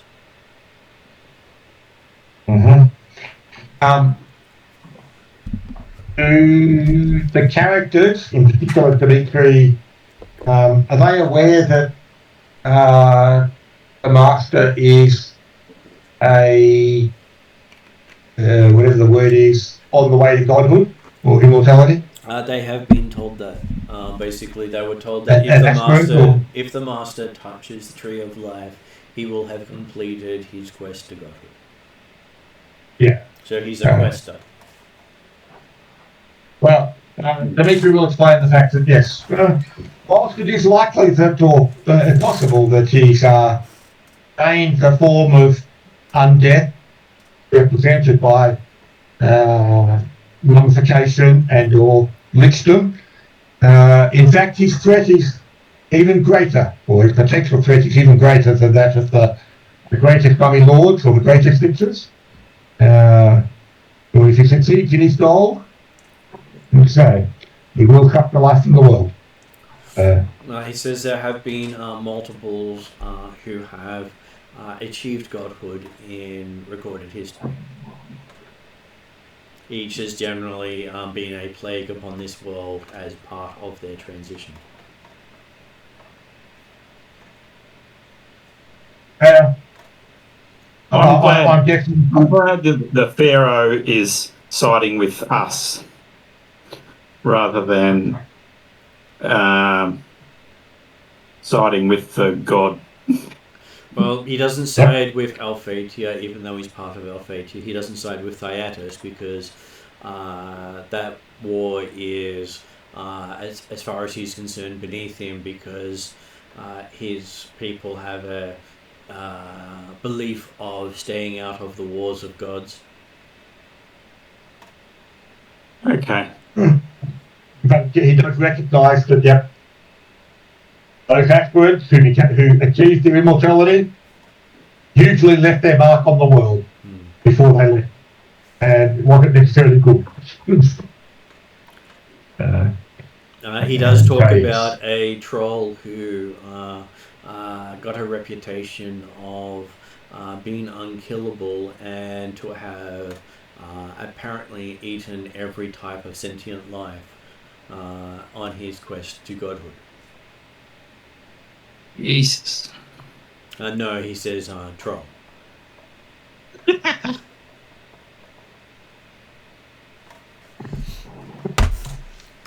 Yeah.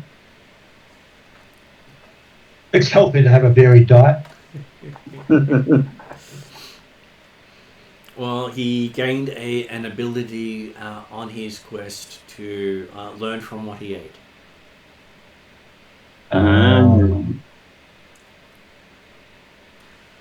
Dimitri privately files that away thinking, that could be useful.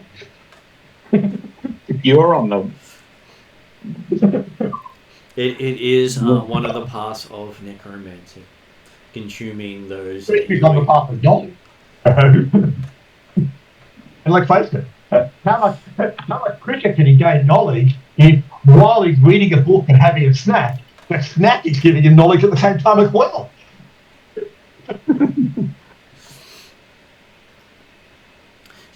You're unlikely to find many who would grant you such dark knowledge.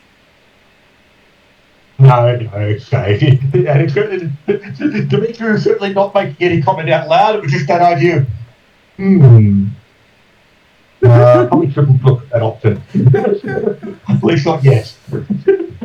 Well, it adds to that adage of you are what you eat. So.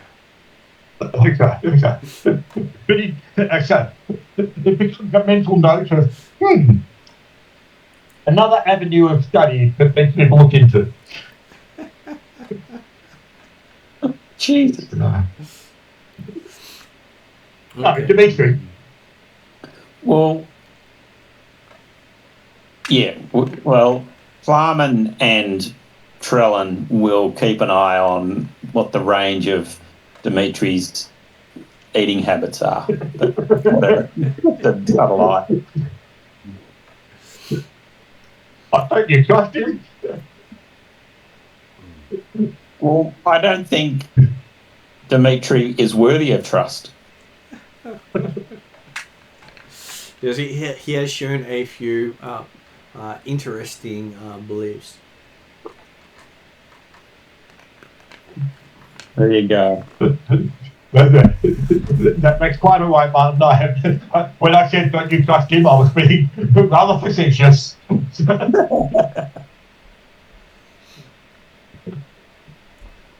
Because let's face it, I know I wouldn't trust Dimitri.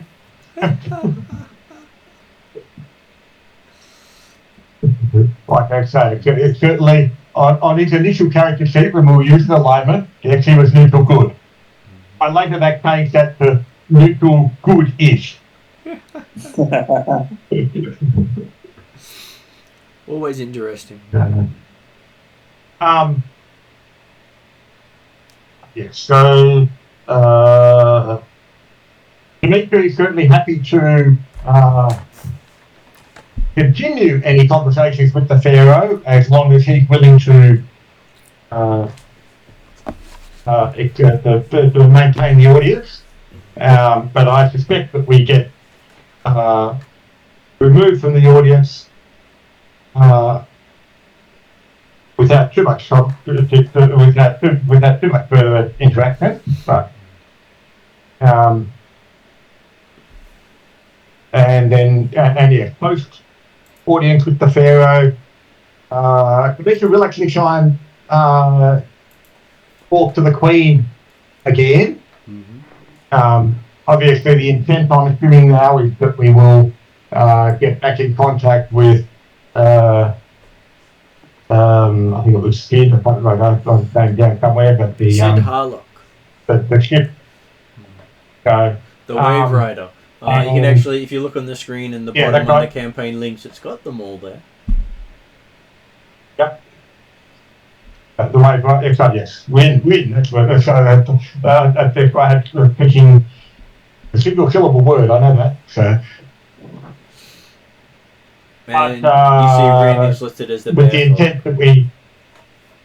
Sorry, Mark. You see, you can see Rin NPC Bearfolk, with Sid being a human. Oh, what kid? Yes. But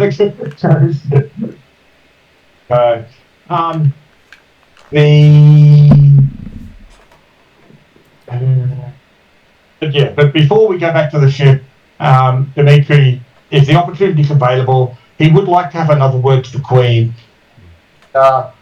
Thank her for setting up the labyrinth test so advantageously for us by putting in the other random bodies at the same time that meant that, yes, we were able to wander through without too much fighting at the Minotaur.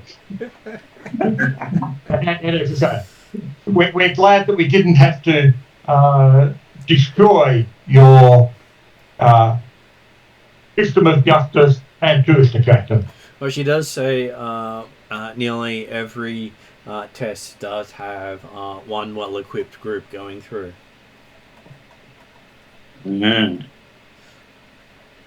Yes, well, again, I, in that case then, I'm glad we were able to maintain the system of justice. Because obviously the intent is, if they send one group through that are well-equipped and prepared, and then they send a lot of criminals through, well, they keep their jails somewhat less under the cows being overfilled. And only volunteers enter. Yep. Really? Yep, they have to volunteer for the test. Right. Which is where the Presumably- comment of you chose poorly. Yes. And the spectators, as I said, that's a tourist attraction, are any allowed to watch? Yes, they do have magical references to our stands. So the various people can witness it like a monthly event. So you've got to have something to draw the tourists. But it also then means that that those who choose to take the labyrinth are aware that the odds are stacked against them by the fact that there will be another group there that's a bit differently from them. Yep. But most of them believe that they can beat the odds and get out. But it's still a case of depending upon what that first group, the well-equipped group does. I mean, obviously, we didn't try. We were in any particular hurry running around, so.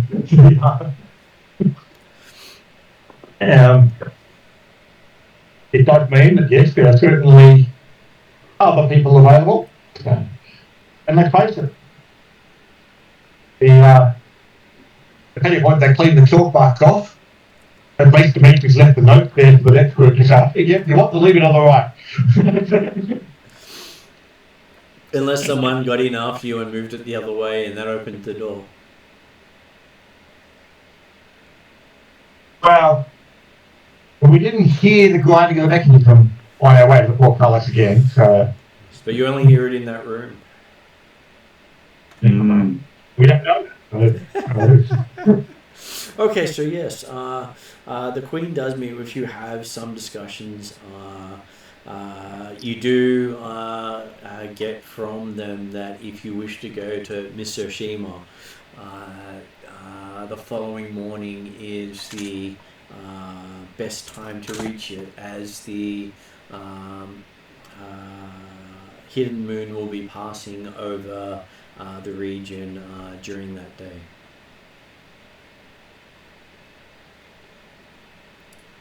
Well, in that case, it's certainly yes. If Ed is not with us in that conversation, then the intent would then be to get back to the ship.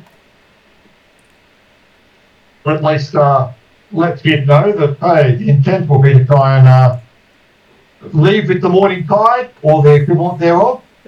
Because apparently the moon's in an auspicious position. The Nithians do say that 4 times a year the moon passes directly overhead.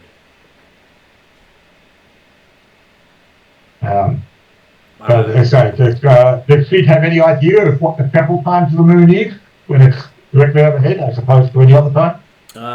He does say that it's a hard to track something they can't see or divine with magic. Okay. I had a vague memory that when it talks about going to the moon, but he does have. They do have charts, and again, they had said that that day was a day where they know where the moon will be.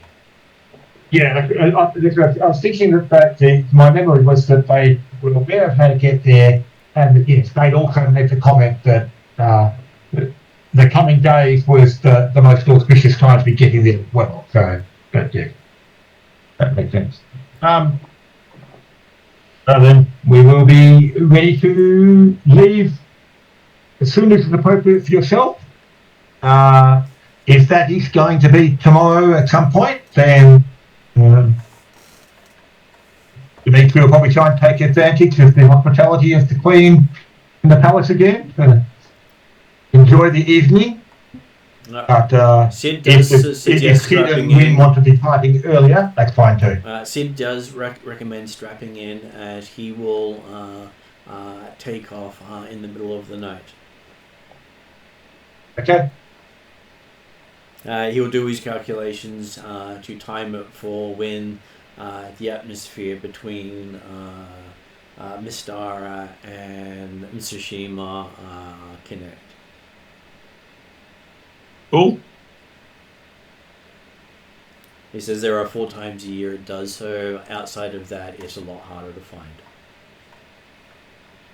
Well, if he suggests that takeoff will be at least a few hours away, then Dimitri would be keen to have another quiet word with the Queen if she's available, just to continue such good friendship that they've developed. He's also happy enough that, well, no, if we're not certain, then it means that he can stay and just watch Sid and Win make the calculations and just pick up some of that information if he, on that navigation side, but navigating the spheres. Well, you see him pull out a mechanical tool that does remind you of gnomish technology. An astrolabe sort of style thing that does show 2 moons and Mystara as a all objects in motion. So it's a mechanical representation of the 3-body problem. Yep. And looking at it, you do see that the Mystara is not shown as spherical. It's shown as more oblong, with ends cut out. I was going to say, presumably, is it shown as hollow? No, that they're just it's got nothing there. It's just like it's cut straight across. Okay, so they haven't made it as a donut type of thing, but it's just it's a sphere with the top and bottom sliced. Mm-hmm. And Okay. the one of the moons is designed almost the same, and the other one is more spherical. The spherical one seems to follow the orbit you recognize as the standard moon orbit, and the other one seems to be a lot slower. It seems to orbit every 3 months. Yep. And meaning that it seems to align with the world on the 15th of the middle of the season. Yeah. So the holiest day for each of the main elements is when it aligns. Yeah. Just it doesn't. Within the appropriate season. It just doesn't align for entropy. Yeah. And presumably their calculations or navigational aids are not impacted by the actions of the primordials for making the sun go a bit wild. But they're hoping it doesn't affect orbital bodies and gravitation. With that. If it affects gravitation, then all science is lost.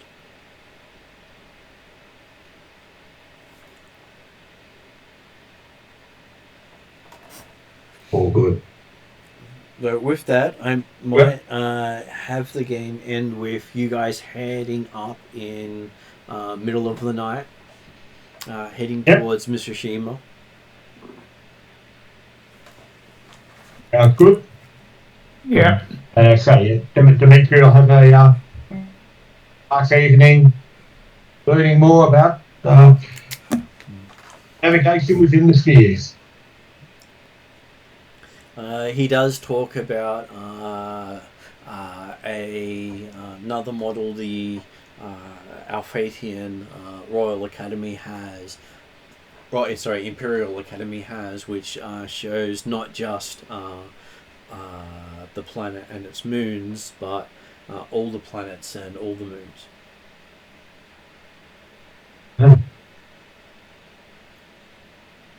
And, yes. and basically, hopefully this. Yeah, go ahead.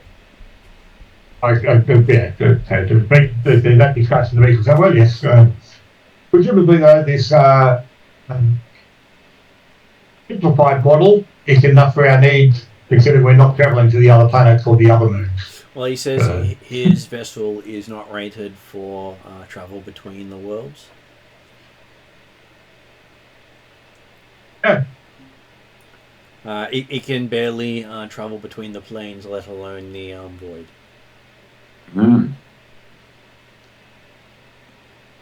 There's a difference. We don't need to touch the void to go to the moons of Mystara? 4 times a year you do not.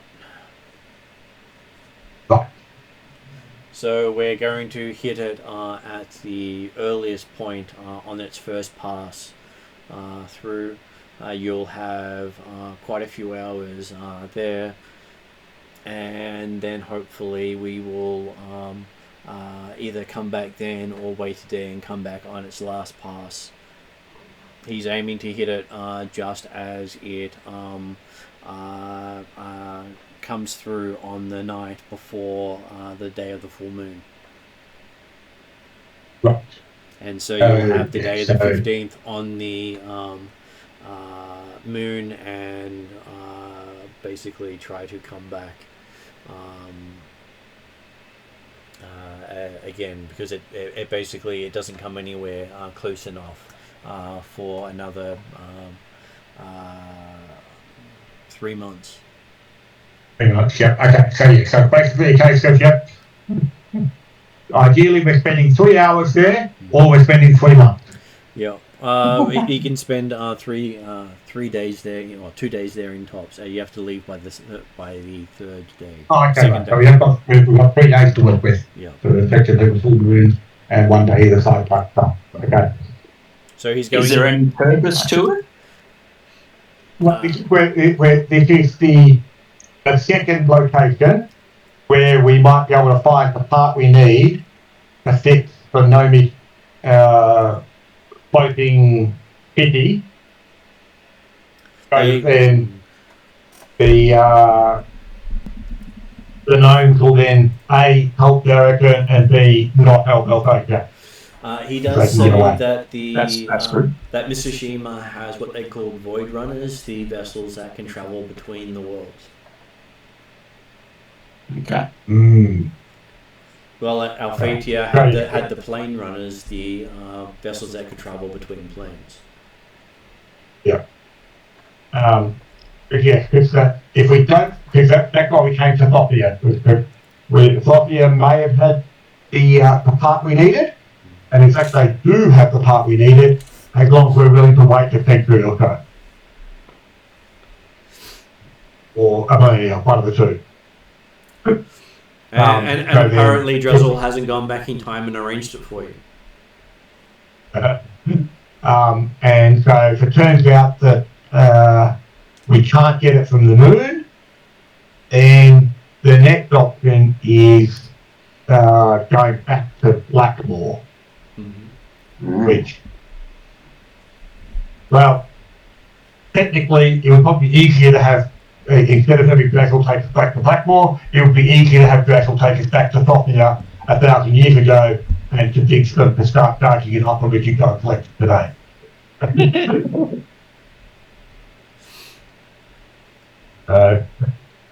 But again, let's say when the discussion with Sid and Wynn about, okay, you've got 3 days, or we're there stuck there for 3 months, Dimitri's immediate thought about 3 months of study time up there, huh? Might not necessarily be bad. Well, can you learn legend lore? He could. But is there specific things for legend lore you'd be wanting? Well, to find this part that because we're on a moon and we don't know where it is, it would be helpful. It would be nice, but yes. He's probably not going to be able to pick up Legion Law between now and arriving at the moon. But we'll find out what's on the moon and we'll find this. So, how many people can there really be on the moon anyway? I don't know. I don't know how big it is. Alright, just as long as you don't assume it's made out of cheese.